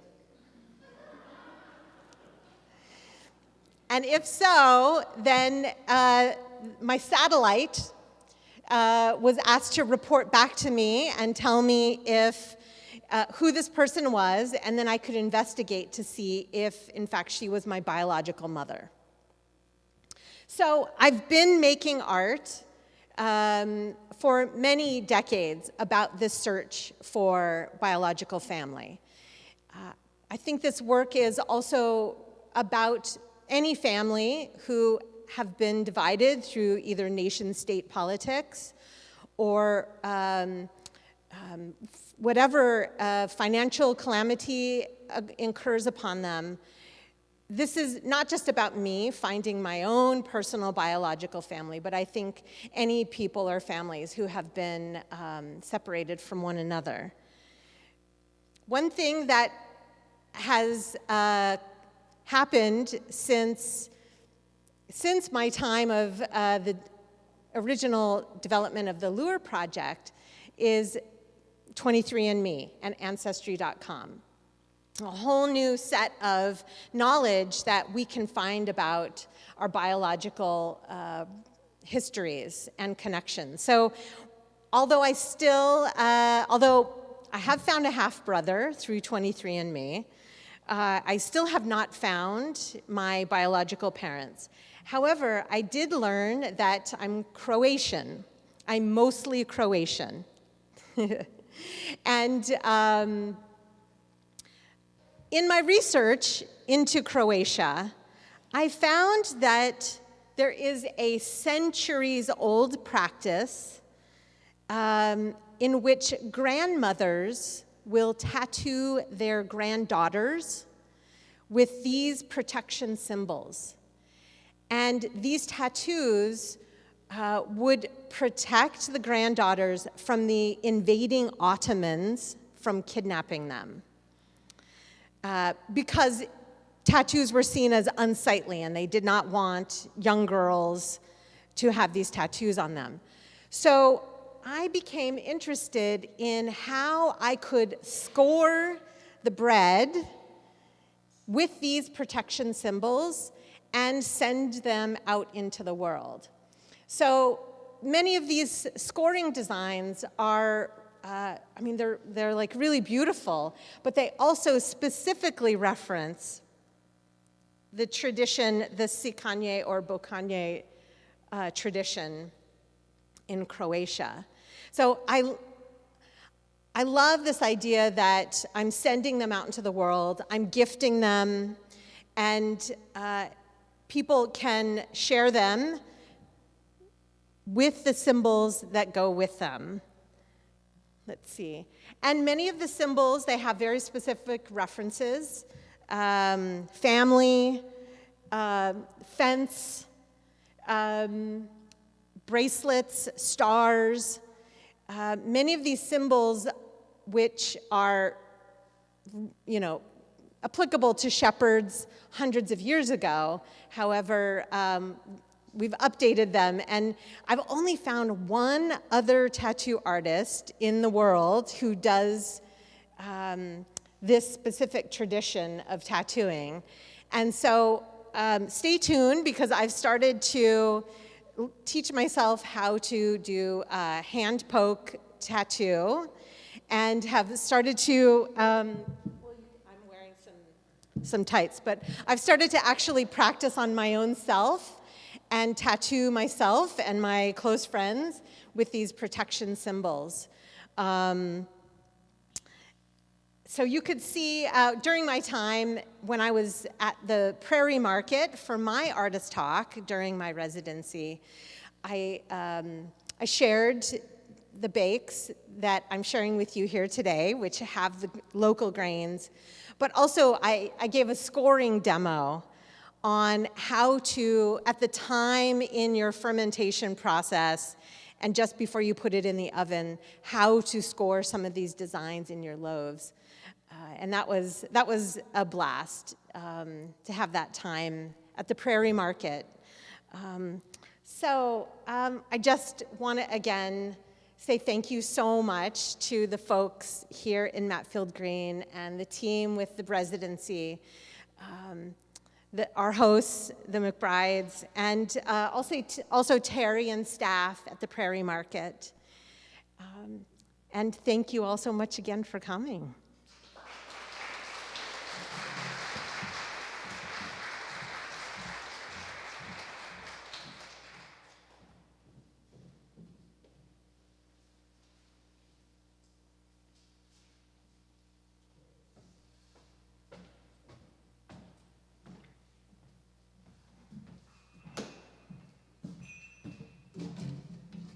Hello. Sometimes when I get nervous, I talk quick, so if I do, please tell me to slow down. Okay. So I'm a writer, so it's been really cool to see a lot of visual artists speak. My talk might be a little bit different because it might take the form of a lecture, and I apologize. I'll try to make sure it's not too boring, but I'll tell you a little bit about myself. My name's Elizabeth Wenger. I'm from Tulsa, Oklahoma. I went to school in Kansas, and now I'm in school in Ames, Iowa, so I've been around the prairie for a bit. And it felt very familiar, which was nice. I guess I'll tell you a little bit about my practice. So my writing practice sort of has developed over time. I used to work in conservation shortly, and I worked in construction. And so for a while, a lot of my writing was about labor and sort of that work. But more and more, maybe just being in a school setting, I do a lot of research. And I'm sort of working on the process of making my work not too academic, very accessible, but also sort of incorporating that personal side to it. Let's see here. So yeah, I want to give the thank you up front to everybody who made this time possible. It was really important for me because it was a very restful time, and I feel like I don't give myself a chance to rest very often. So it was really nice for that reason. Okay, so these are sort of what we're going to do today in my lecture. We have reading the bison, so we're going to talk about my research, where the trains and bison meet. If you haven't noticed a trend, we were staying right by a train track, so trains were very present here. And I'm going to talk about the concepts of sort of time and fate and how we sort of conceptualize history. I'm going to talk about this idea of the colonial inevitable and how we can hopefully resist it. And then I'm going to kind of wrap up. Before I go too far into my research, I'll give you a little bit of framing, which is that I came here shortly, about a week after returning from a summer in Kyrgyzstan, and that ended up being a lot more present in my writing than I thought it would be. A largely because while I was there, a lot of conversations I had with the Kyrgyz people who I was living with and becoming friends with was about the sort of colonial and imperial forces of Russia and then the Soviet Union sort of left on Kyrgyzstan, both linguistically and culturally. And the thing I kept hearing, not from the Kyrgyz people so much as from Russian people who were still living in Bishkek, Kyrgyzstan, was that it was sort of inevitable and that it was always going to be Russian, there's always going to be this colonial legacy, and that it was sort of it was fated. Hearing that over and over again was very frustrating to me because it is a violent thing, and to think about a violent thing as being so inevitable was very frustrating. So then I came here, which America obviously has its own colonial legacy, so I was thinking about this as I did my research. So the first sort of thing I read about was George Bird Grinnell, who was he's like a anthropologist and a advocate for sort of saving the bison. But even he, when he spoke about the bison, sort of treated them as creatures that he was took a very paternalistic view towards them, treating them as creatures who he said were too slow to learn from the violence that was going on around them. And in this framing, I felt it was very, again, sort of falling into these traps of viewing weaker things as being fated to die. And that was really interesting to me to see that even from somebody who was advocating for them. I kept reading, and I read from an environmental historian. He said this: so, the erosion of the nomads' hunting territory presaged the triumph, an inevitable triumph, in the minds of many contemporaries of Euro-Americans. So that again, I was seeing this idea of this inevitable triumph of industrialized forces over less industrialized groups. And it was very frustrating to me to see it enacted over and over again. In the meantime, I was sitting behind the casita, as everybody's calling it, and I was watching the trains go by, and that was very nice. I've always loved trains, but I got really interested because as I read, this image came up a lot. So this is a famous image. It's a 1871 wood engraving of a train coming through, meeting a bison herd, and what was common practice at that time was to just shoot them from the train. Sometimes they would run right through them, so there's these stories of the train running through them and the train itself getting thrown off the track because of that, just the force of the bison are very large if you haven't seen them. So I was interested in this, and I think it kind of captured something else I'm very interested, which is these sort of concepts of progress and wilderness, and the concept of man versus nature. And in this concept, which is sort of played over and over again, we see man allied with, specifically a Western man, aligned with technology, and we see non-Western men, or what are called uncivilized peoples, which is a problematic term, of course, aligned with animality and wilderness. And so a lot of the language I was seeing Grinnell use about buffalo was the same sort of language that justified the massacres of Plains Indians, sort of this aligning them with this force that was inevitably going to die. It was very frustrating again, and then I kept reading, and I read about the railroad and how the Transcontinental Railroad was built around the same time these bison were being killed en masse. So there's sort of clearing of the wilderness to make way for this new industrial future. So that's when I started reading more about sort of fate, how we think about it in America, which is very present when we think about manifest destiny. But I also started thinking about this idea of historical inevitability, which is an idea that this philosopher Isaiah Berlin sort of railed against.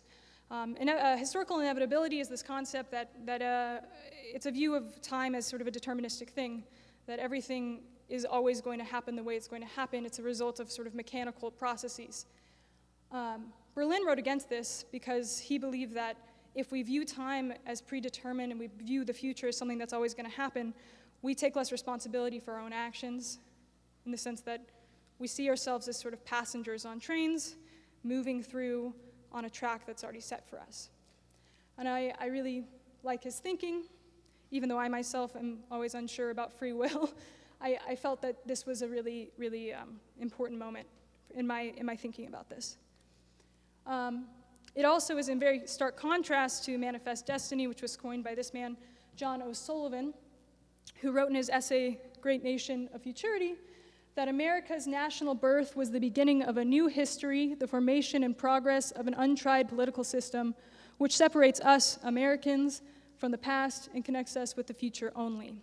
And this idea of Manifest Destiny was this sort of building of this future and the erasing of the past. And it was, obviously, it's left us with where we are right now. So I was interested in this idea of the colonial inevitable, which is just this idea that colonial power will inevitably reign supreme and over native peoples and ecologies, and surely as a train rides its tracks. So it will always be this. And this is not a concept that I think is good, but I think it's a concept that is pushed time and time again, not just in Russia, in the state of, with Soviet imperialism, but here in America too. And so, in conclusion, I'm interested in carrying on this research as part of a 3-part essay cycle about how to resist this idea of the colonial inevitable. And my sort of ideas about it are thinking about our responsibility, sort of shifting our responsibility a lot more onto this individual thing, divorcing ourselves from this idea that things are inevitable. And I've put here some trolley problems to tie it back to the track. Trolley problems are often used in philosophy, but I often am frustrated by them whenever they're posed to me. So there's, you're given this thing where this train is coming and you have to choose how many people to sort of survive, how many people you're going to save. And I've always hated it because it just seems like there should be another option. And so what I'm suggesting is that we build sort of our own alternative option to whatever's presented to us. So that's my project. I've printed off some essays in the back, and I've also left my email. So if you have any suggestions or edits, I would appreciate it. I think that's it. Thank you.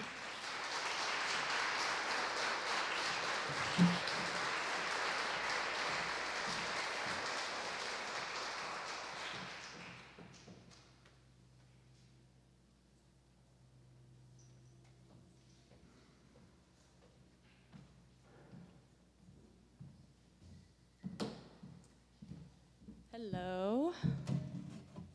I am last. And I'm nervous, so I've been sitting being like, I'm last, I'm nervous.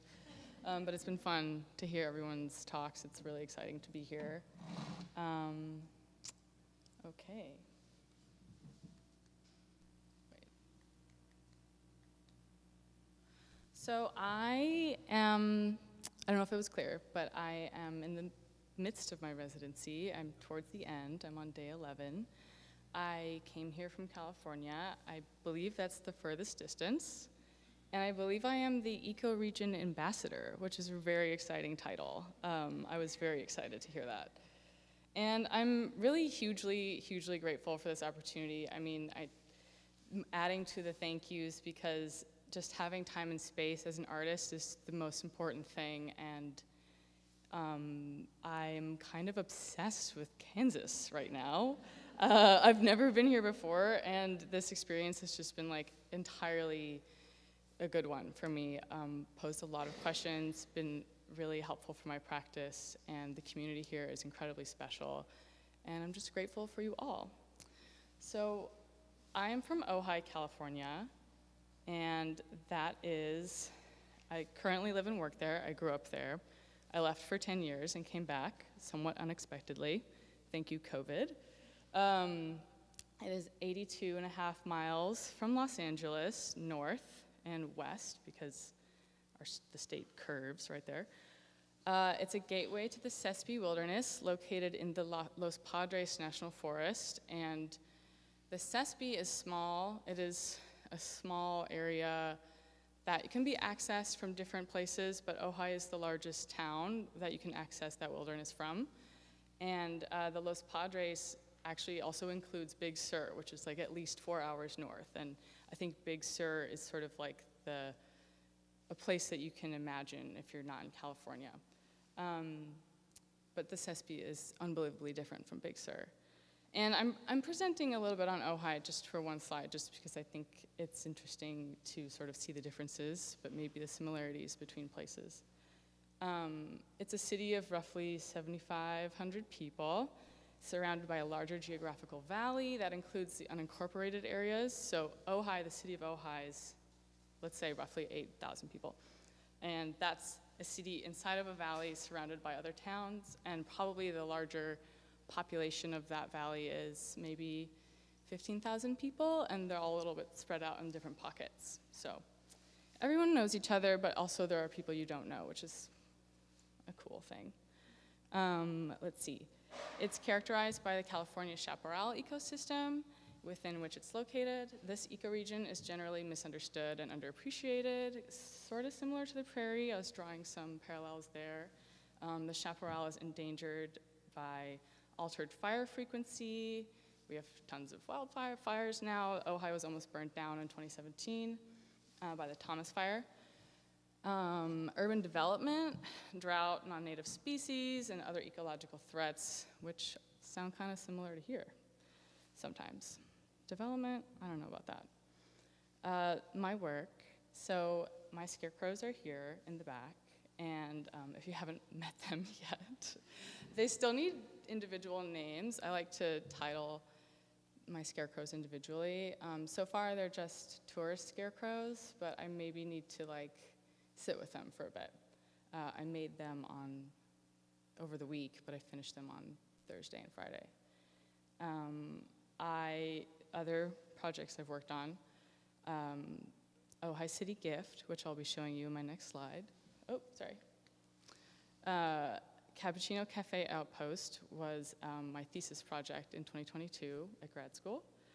And my practice is rooted in photography. I branched out of photography to work on installation and a combination of assemblage and sculpture, which is pictured here.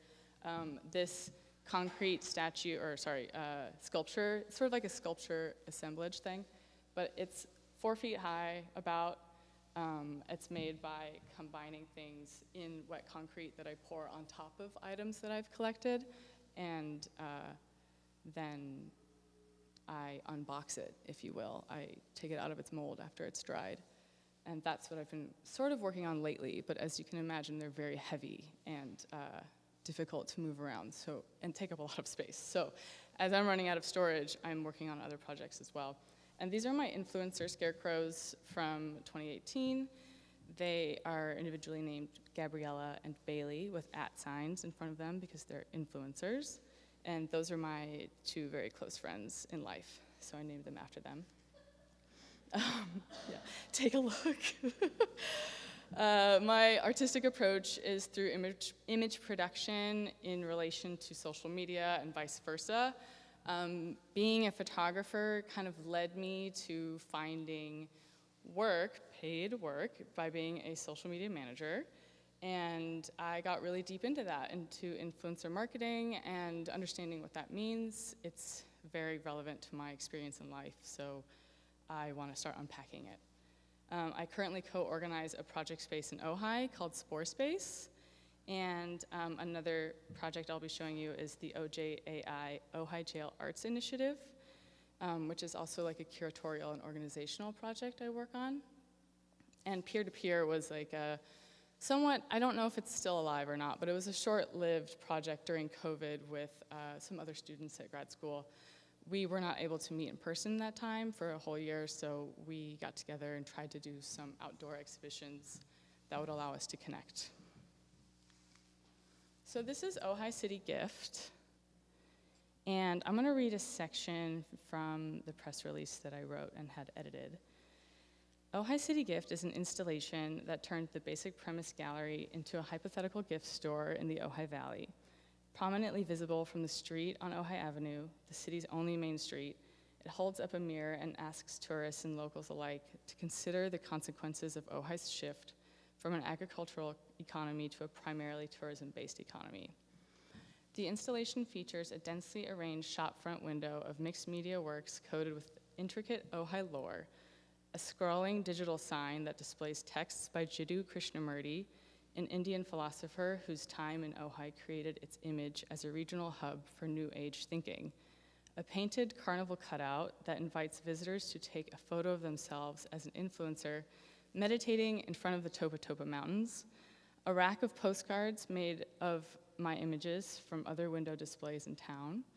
Shirts and ephemera from restaurants and stores that have closed. A tapestry depicting a handful of the city's schools as thought forms. I can explain that later. And also present are scarecrows, a totem that embody character tropes from my ongoing work in world building. The space also functioned as a gathering place during COVID. We hosted a Halloween costume contest, casual hangouts during the evening, and a dismantling ceremony, which is when I deinstalled the show, had some friends over, videotaped it, took pictures, and we played Andrea Bocelli's Time to Say Goodbye. It was a lot of fun. And it provided theater during a time when no one could go anywhere. And it was extremely needed. It was a great distraction. And it was also pretty poignant. I think these conversations that I highlighted in this project hadn't really been spoken in the open. So it was a moment where we could really be faced with what's going on. The reception of OCG was honestly surprisingly positive. I got a lot of feedback from people, both new to town and old, who were happy that someone was poking fun at the seriousness of the situation. There was, I was like, I don't know if I'm gonna say this, but there was like one person who was maybe slightly displeased, and I think that there was like a personal motivation there. So also something I can speak to you about if you're interested. I'll keep it off the stage. Okay. OJAI, Ojai Jail Arts Initiative. This was a project that I worked on with the two co-curators and organizers at the Basic Premise Gallery, the place that hosted the gift store. That gallery since went out of business after COVID. It was too much to manage. The pandemic just changed the circumstances, obviously, of what's possible artistically, and they both wanted to focus on their own practices. But this project was, and it's important to me in my practice for many reasons, because it's in Ojai and because it's public art, and it was an idea that Teddy Nava, to turn our decommissioned jail into a temporary art space. Ojai has a classical music festival every year, and the idea was maybe to create like a counterbalance to the music festival, to maybe have like a visual arts festival. It was funded by the city of Ojai through a grant, and the Arts Commission approved us. It was open for 1 week and overlapped with Ojai Day, which is one day of the year when the jail is generally open to the public for history tours. So we tried to keep it during a time when, the exhibition during a time when people already knew to visit the jail, but could do so in a week in advance.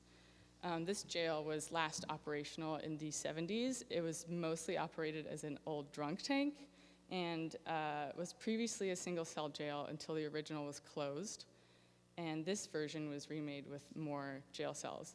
The original version was a wooden jail that was then relocated to a different town in Santa Barbara County, so you can visit the original jail still. This project, we included 7 artists from Ventura County, each representing their own artistic values and personal responses to the site. So while we had an overall kind of curatorial focus on like reevaluating the space, we gave artists space to respond as they felt needed. And we tried to prioritize artists who were maybe already familiar with the space, maybe they are from Ventura County, but maybe still don't live there, and we're interested in having like a regional view on how to reuse this jail and how to look at its history. One of the artists, Sarah Merck, made a zine with letters, a free zine with letters from inmates that she works with in her like comics practice in Oregon. And you can see that in this yellow box here. You could walk up and like grab a zine and take it and go on your way. And I should say that this photo was taken from a bike path that people are constantly going past the jail. So this was really the first time any activity had happened there. Most people think it's like a storage closet. and it got a lot of people over to say like, hey, what is this? What's going on? And this photo on the side here, which I'm not sure if you can see super well, but that artist is Vanessa Wallace Gonzalez, who works with installations using plants, and she, other kinds of found materials, resin. She has some cinder blocks in here, and she makes work about her experience as a Latin American indigenous person with heritage from Santa Barbara and Ventura counties. Okay, Spore Space. This is Spore Space.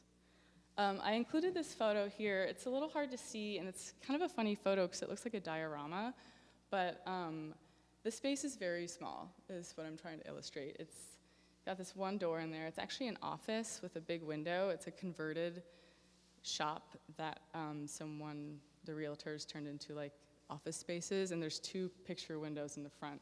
That one has its lights off, but there's a mirrored space next to it. And this is an ever-shifting project. It's been open for a year, and Rosemary Hall is an artist I work with, and she's my co-organizer. And we wanted to have a permanent space where we could show local artists that we appreciate alongside artists from our peer group outside of Ojai in order to promote crossover ideas in culture. And we recently started renting that equal-sized window space next door, which will be turning into Spore Store. And it will help us fund both spaces, and we have some big plans for that coming soon. Lamp Show, which is this dark show here, was an open call for lamps, and that idea is broad. It could be anything that you decide is a lamp. A lot of people gave us some legitimate lamps that are amazing, and I don't know if you've ever tried to build a lamp, but it's like very hard. I found that out. I was like, okay, maybe I'm just gonna sit this one out. But this was an open call to promote new networks through an accessible idea of something that's household. You don't need to change your understanding really of what a lamp is to bring a lamp to the show. And we wanted to create like a lot of crossover socially. And then Kira Doubt here, this is our first show with her. She's an artist working in LA, and she did a series of dog star paintings, which are really cool. So, my time in Matfield. I came here with my scarecrow project that I wanted to expand on, but I also came here with the interest of understanding a rural arts community and learning new ideas that I could bring home with me and maybe use to inform my practice at home. So I'm very interested in tourism. I tried to frame my approach, and like this is still in process because I'm still here and it's still my residency, but I attempted to take a self-aware, embodied tourist approach to a place, highlighting surveillance, consumption, economy, local history, and social dynamics, which could include us, them, or a whole number of things. I arrived, I took in the information about the local landscape, geology, social history, current social relationships, in order to understand the meaning of my presence here. That library room was very meaningful to me my first 2 days. It's a really great room to read in, and Matt provided a lot of cool books for me. And then I took this approach, I kind of just spelled out like the way that I got to know Matfield Green through its surroundings. The prairie being the biggest container, and Matfield Green being the smallest. I came here with the intention of furthering my scarecrow research, which I said, and surprisingly somewhat, I have also immersed myself in my photography practice, which I sort of have set aside for a long time, which is really nice. And previously, my influencer scarecrows, which I showed you, they get into a longer, bigger conceptual idea of how image affects landscape.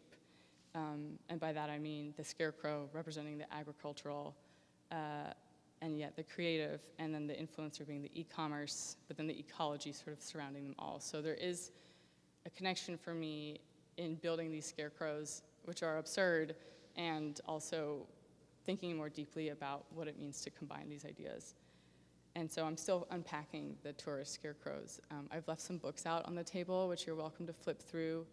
I've been reading a book about post-growth living, which is really interesting, and a book called The Tourist by Dean McCannell, and I have a little quote from him. He describes his tourist ethnography as examining behaviors of sightseers and the things they go to see for clues about the hidden structures and meanings of life at the end of the modern epoch.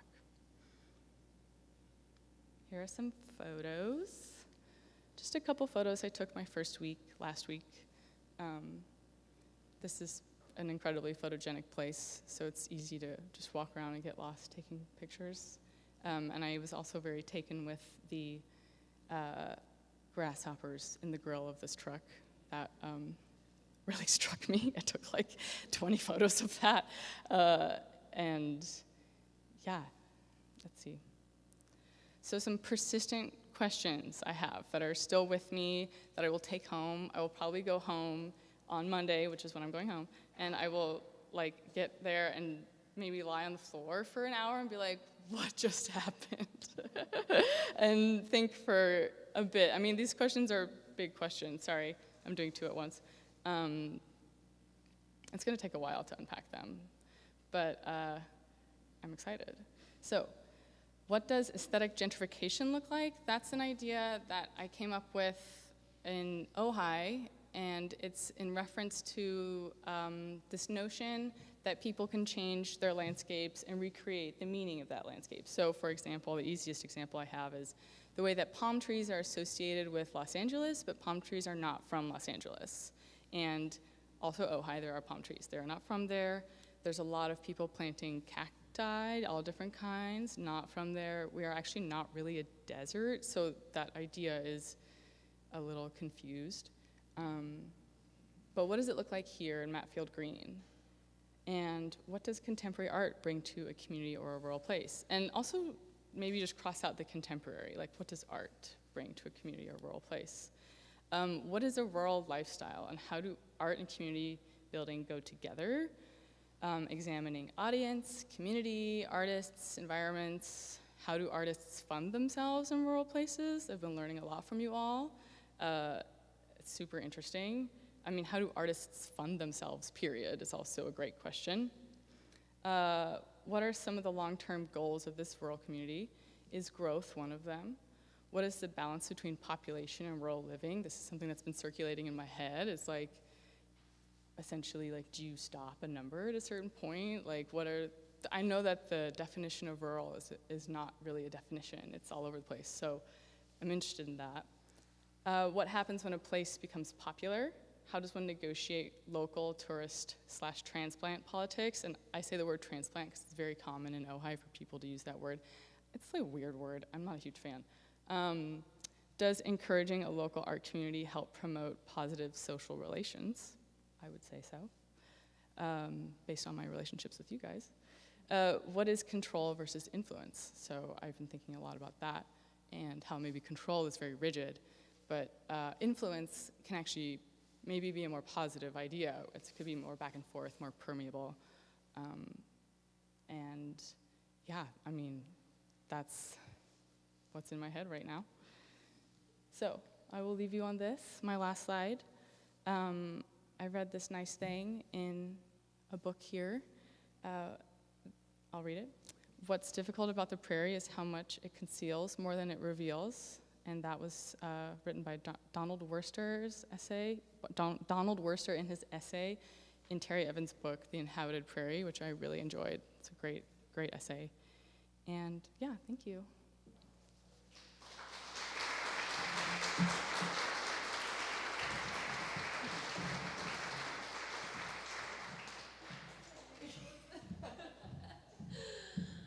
All right. Well, before I introduce our final featured guest speaker today, I just wanted to take a moment to say that I think we're so privileged to have heard from so many amazing artists this afternoon. Could we just give them all another round of applause?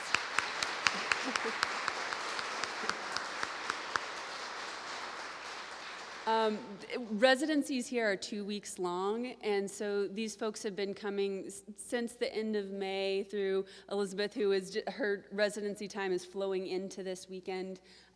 That's not a very long period of time, but it can be restful, it can be inspirational, as Alex mentioned, it can be terrifying to have that much time just embedded in a new place. But I think it's really generous how people are sharing with us their reactions, their thoughts, their notes, their gestures that they're seeing and leaving in this place. This is all like pretty immediate work, I would say, and the nature of this exhibition, it is a pop-up exhibition. So I just want to say thank you all for speaking to us today, sharing some of your practice, and please do continue to ask questions, and I hope you will stay in touch with us and we can continue the dialogue. Our final featured speaker this afternoon, I am excited to introduce to you. Many of you have not met him. Most of you will not have met him yet because he is our brand new director of the Kansas Creative Arts Industries Commission. Curtis Young joins us from Florida. He spent 9 years with the Florida Department of State Division of Arts and Culture. Most recently, he served as the Assistant Division Director and Operations Manager. We are very excited to have Curtis join us in KCAIC. And as I mentioned earlier, KCAIC has been the funder for the Tallgrass Artist Residency, first through a grant, and then basically we got adopted by the State Arts Commission as a program, which is wonderful because we don't have to apply for grants and chase funding all the time. So that's a beautiful thing that has sustained us.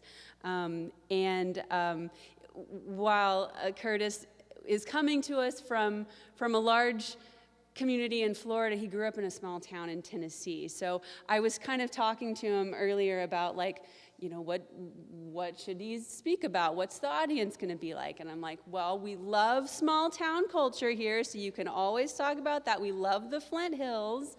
But also, I was like, well, these artists that are going to be sharing have had just a little bit of time here, and they're going to speak about their experience. And you've also had a very short amount of time here, so you're going to be on equal footing. You're going to be great. But I want to introduce Curtis up to the stage, and he'll speak to us for a few minutes. Curtis, great to have you here.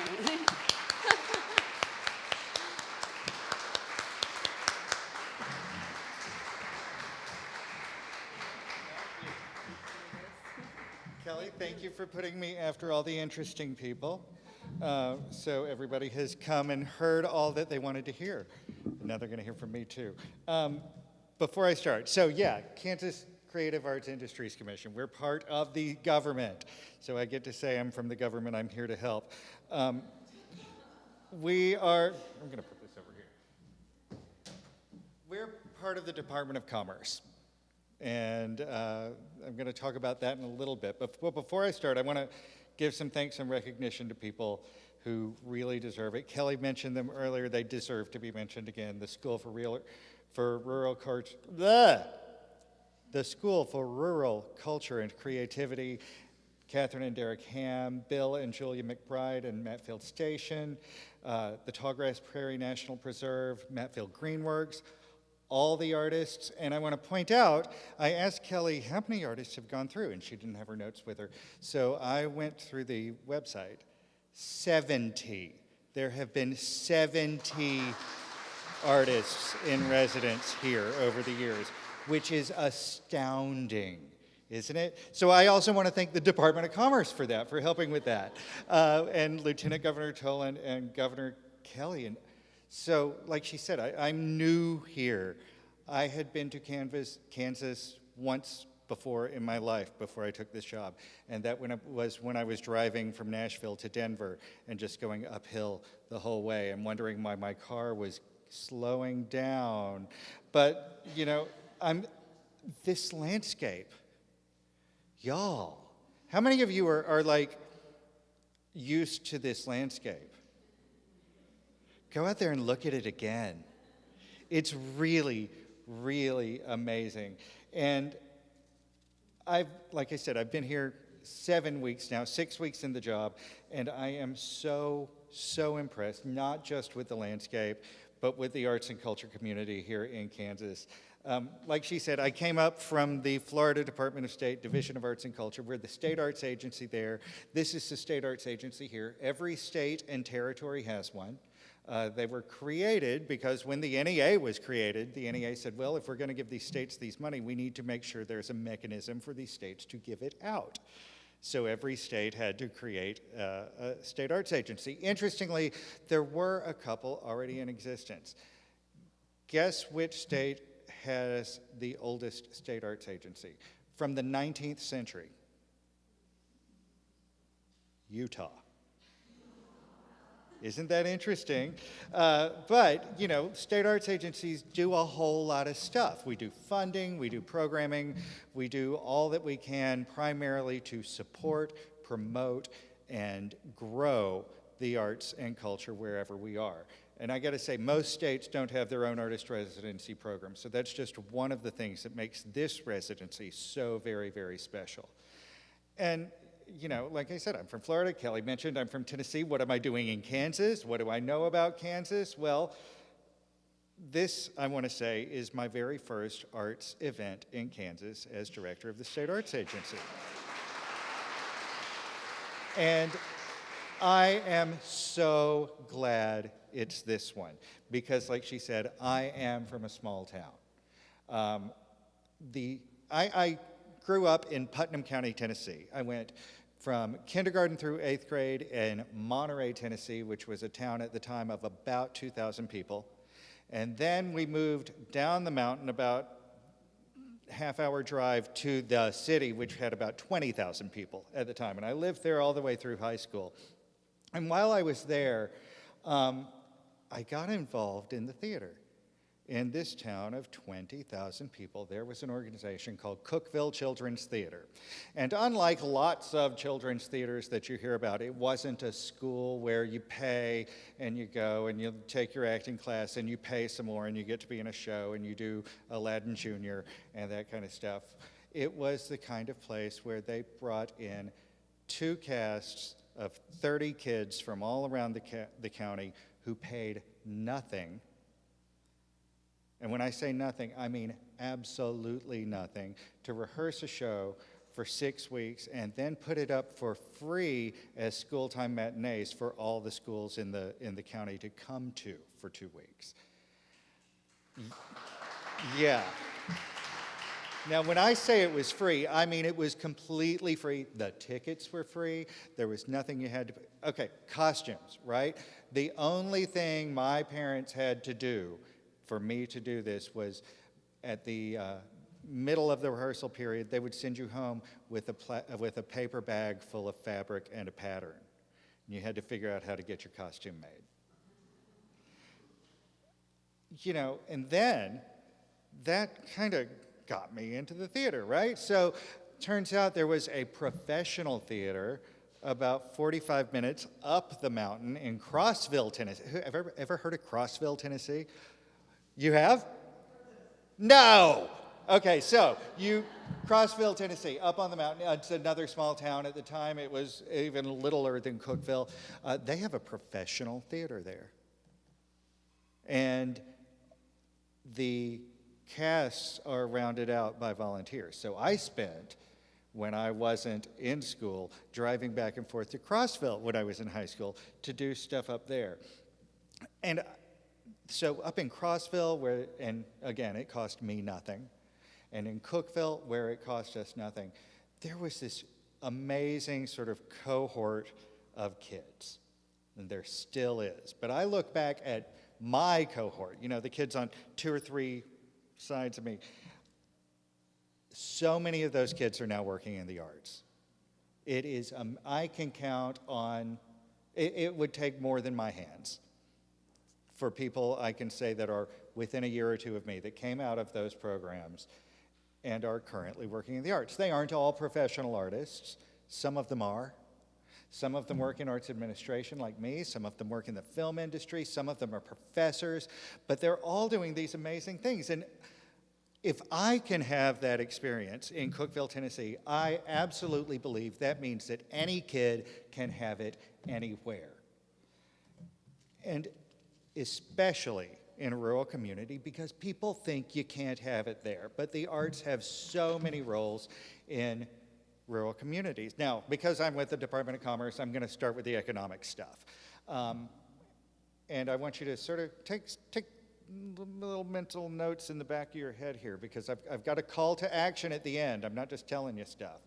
The U.S. Bureau of Economic Analysis reports that arts and cultural production, that's nonprofit and for-profit, accounts for $4,444,433,000 in Kansas. Arts and culture production is 2.3% of Kansas's economy. That's more than utilities, that's more than mining, that's more than education. It's 41,637 jobs. Again, more than mining, more than agriculture and forestry, more than utilities. Now, more than 20% of Americans live in rural areas, according to the census. And like was mentioned, you know, the definition of rural is kind of vague. We know it when we see it. In 2022, according to the USDA, 31% of Kansans live in rural areas. Who here feels like they grew up in a rural area? Raise your hand. Who feels like they live in a rural area now? Oh, I like that. So during the pandemic, we took, you know, things changed. Everybody took a hit during the pandemic. Arts and cultural organizations in rural areas took a pretty big hit. I was in Florida at the time. One of my favorite organizations, get this, small town, Havana, Florida, population, I want to say about 23,000 people, African Caribbean Dance Theater had been going strong there for 10 years. Pandemic came, took it out. They're gone, just completely gone. And I'm sure that happened here in Kansas some too, right? But things are rebounding. Here's another great little tidbit about the arts and economics. The arts are outpacing the growth of the GDP by about 10%. Arts are so much more important in rural economies than a lot of people realize. And we're not just talking about festivals that bring in tourists or even events like this, right? We're talking about the local Quilters Guild and the craftspeople. And did you guys, anybody come through Cottonwood Falls? There's a community theater right there on the street that I hadn't even known was there, right? We're talking about all those people. We're talking about local arts and cultural activity right here in Chase County. So I'm like, okay, where am I going? I'm going to Chase County. What's there? So I visit Chase County's website. I look at the Kansas Tourism website. Hey, they're part of the Department of Commerce. So we've got some ins there, just saying. So local arts and cultural activity here in Chase County. Chase County Courthouse. Chase County Historical Museum and Library, Roniger Memorial Museum, Strong City Depot, the Tourism Visitor Center at Tallgrass Prairie National Preserve, Chase County Old School Development District, Emma Chase Friday Night Music, Symphony in the Flint Hills, Woodfest, Opera Workshop in the Flint Hills, Prairie Pastimes, shops, galleries, your high school bands, your high school choruses, Matfield Station, Pioneer Bluffs, the school, all the artist studios, and all the arts here in Matfield Green. And don't forget the local Quilters Guilds, the local book clubs, the local historical groups. Now, did you guys know that I could list what was going on in Chase County and it would take so many breaths to do? People here might not even realize all that's going on. And I got a story to tell you about that, about how people don't realize that what they have right there in their community makes such a huge difference on their economy. A few years ago, I was working with Americans for the Arts and Economic Prosperity 5 survey. It was, at the time, the largest economic impact study of the arts, nonprofit arts, ever conducted. They are in the process of 6, which is even bigger. But one of my jobs was to get in touch with small arts organizations in the rural areas to get them to fill out their surveys and say, hey, how much money did you make last year? How much money did you spend? How many of you are there? And so I'm talking to Mama in Hosford, Florida, about the Hosford, Florida Quilters Guild. And she doesn't want to fill out the survey because, as she said, well, we're nobody. We don't pay any dues. We don't make any money. Our organization doesn't get any money. We have no economic impact. And I said, do y'all ever go out to eat before your meetings? She said, yeah. I said, do you have a quilt show every year that people like come to? Well, they don't buy tickets, but they still go to it, right? Well, yes. Do you sell any quilts there? Yes. And so what I was trying to get her to see, and what she eventually did, is that none of those things would have happened if it were not for that quilt show. Those waiters would not have gotten that tip. The hairdresser that, you know, if you think, oh, I've got this quilt show I'm going to do, you might get your hair done. You might buy a new suit. So I'm not just talking about how the arts and culture can add to your economy. I'm talking about how important they are to your economy of rural areas right now. You have an impact on arts, on your community, even if you don't know it. You remember what Kelly said about the arts right here in Matfield Green, going all the way back to 2014.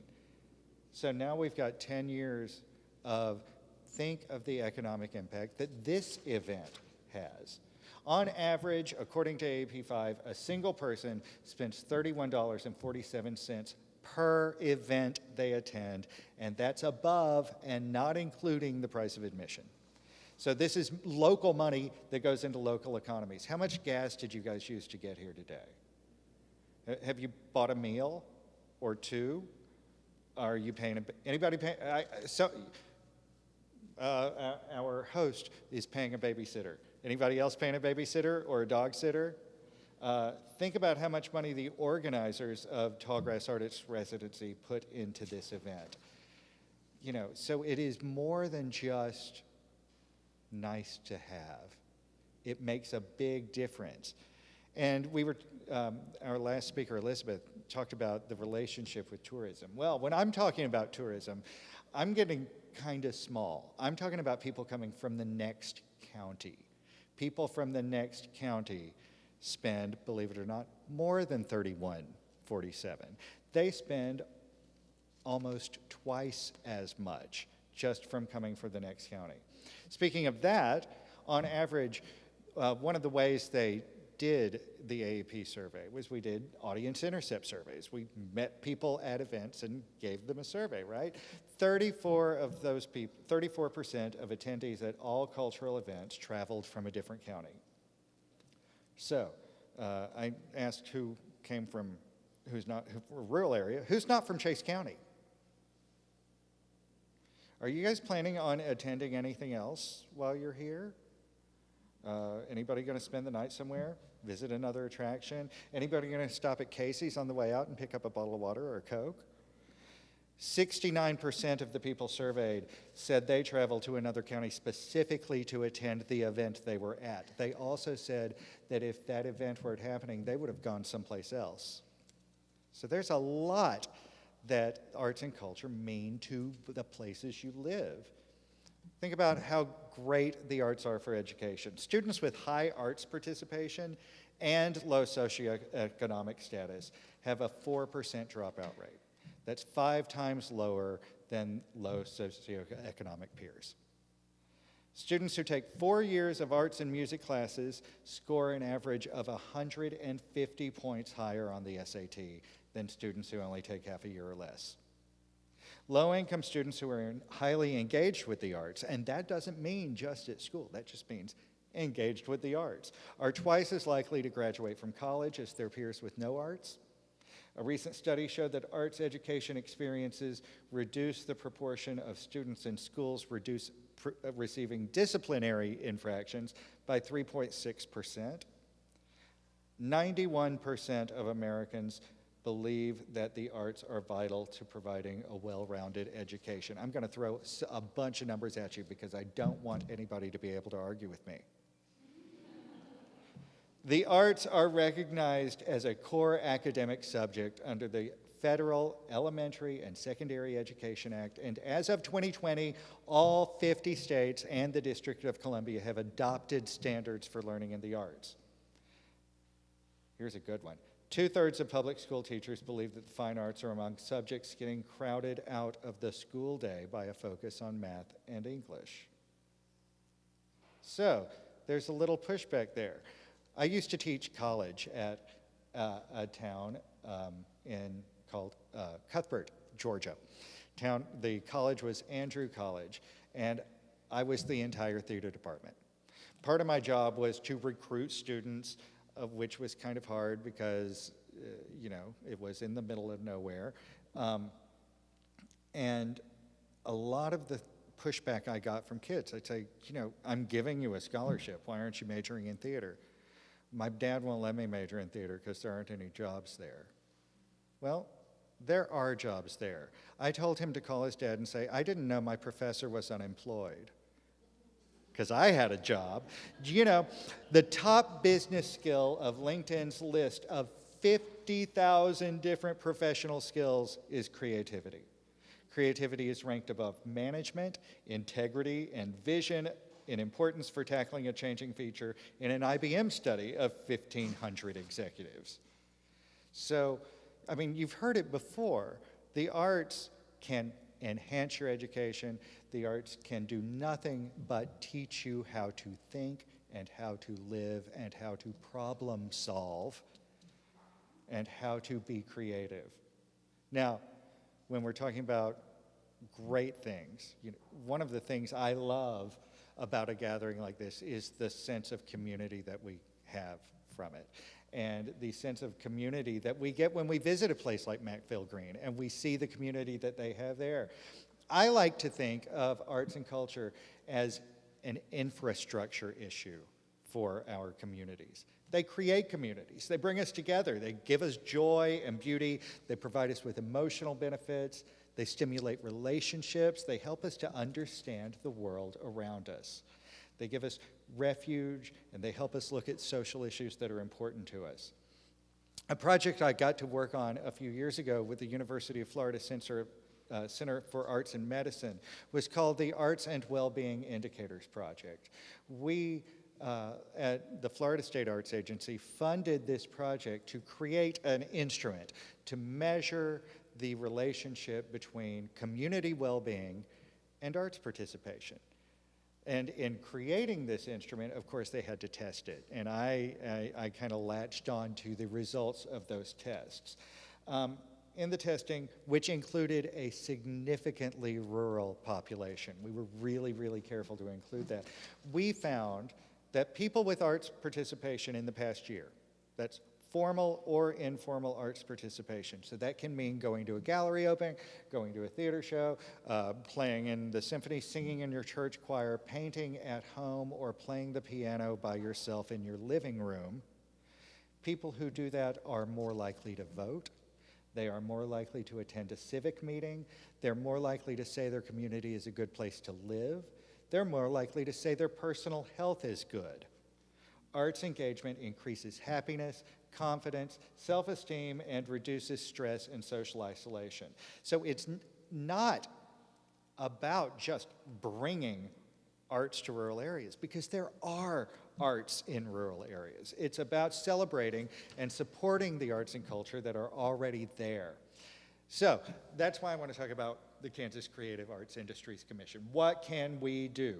Well, remember Cookeville Children's Theater? I didn't know how they got their funding for a long time. They got their funding from the Tennessee Arts Commission. Beyond the Tallgrass Artist Residency, KCAIC has a lot of stuff that we can do for rural agencies. In our grant programs, we have different and more lenient match requirements for our grant programs in rural areas than not. We are collaborating with the Office of Rural Prosperity on rural public art programs. We provide support for bringing visiting artists and performances who bring educational activities with them to communities across Kansas. We fund innovative programming between arts organizations and non-arts organizations to impact a wide variety of community and economic development goals. We also partner with Mid-America Arts Alliance for the program called Artist Inc., which Kelly knows about. It's professional development training for professional artists so that they can make a living from their art. This program has expanded across the state and now into virtual workshops that can be accessed from anywhere. And I got to tell you, we do it for one reason. We believe artists should get paid because art is work.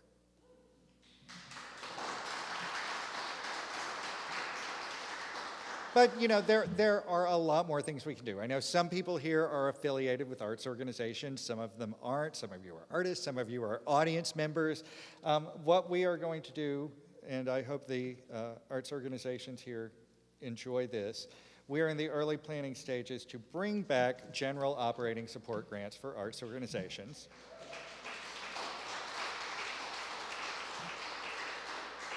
Which will make a significant investment in our state's arts infrastructure.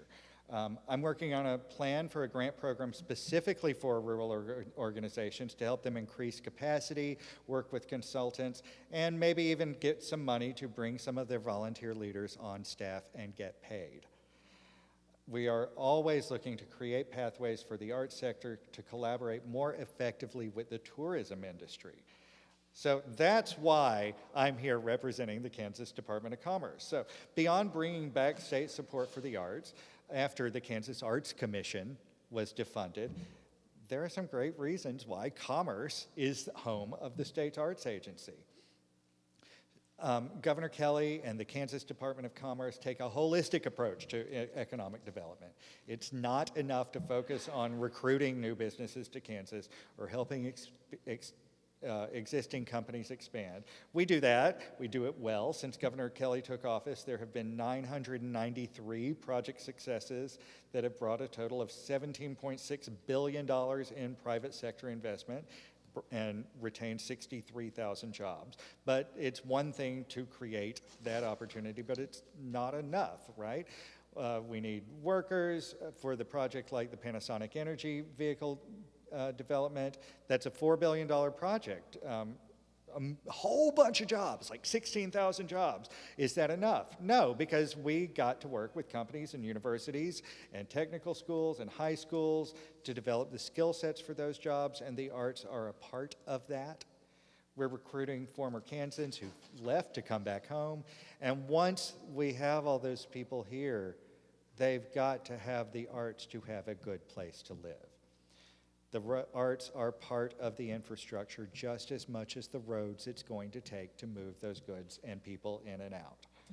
So, is Main Street full of dilapidated buildings, or is there stuff going on in there? Are there walking trails? Are there parks? Is there an art scene? Is there music? Is there culture? My answer to that is yes. There is music and culture. There is the arts, and we are here to help them grow. So we invest in all of these areas in our strategic plan. It's called the Kansas Framework for Growth. It includes the arts. As a matter of fact, we are in the process of revising that, and the arts are going to take a larger space in that place. And so this economic development thing works. So that's what I can do. But, you know, I mentioned the Arts Commission was defunded about a decade ago, which was scary. What can you do? Well, our budget this year doubled in size, which is fantastic, up to $1 million. How many arts organizations are there in Kansas? Imagine distributing $1 million to each of them. Those are tiny, tiny, tiny amounts of money that don't really make a lot of difference. So I'm not going to say that you should work to get more money from the arts for governance. I am going to say that if you believe the government should fund the arts, if you believe it, then you've got to do something about it. I can't ask for the money. Nobody's going to listen to me. They're going to listen to you. So what we need is the audiences and people who benefit from all the great things the arts do to let the funders know. And I'm not just talking about the legislature, I'm talking about your local county commission. I'm talking about your mayor. I'm talking about your councils. I'm talking about your state legislators. I'm talking about your federal legislators. Let them know what's going on. Let them know how important arts and culture are to you and to your entire community.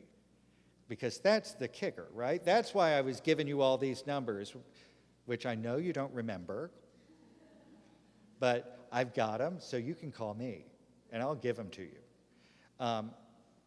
You've really got to work on some advocacy if we really want to get the arts up to where they were. I got to tell you, we look at politics right now, and we think, oh, Florida is probably not a great place for the arts right now. Well, their grant budget the year I left was $64 million. You know, Florida's a much larger state, right? But that was because the legislature wanted it. The governor wanted $5 million. The legislature gave 64.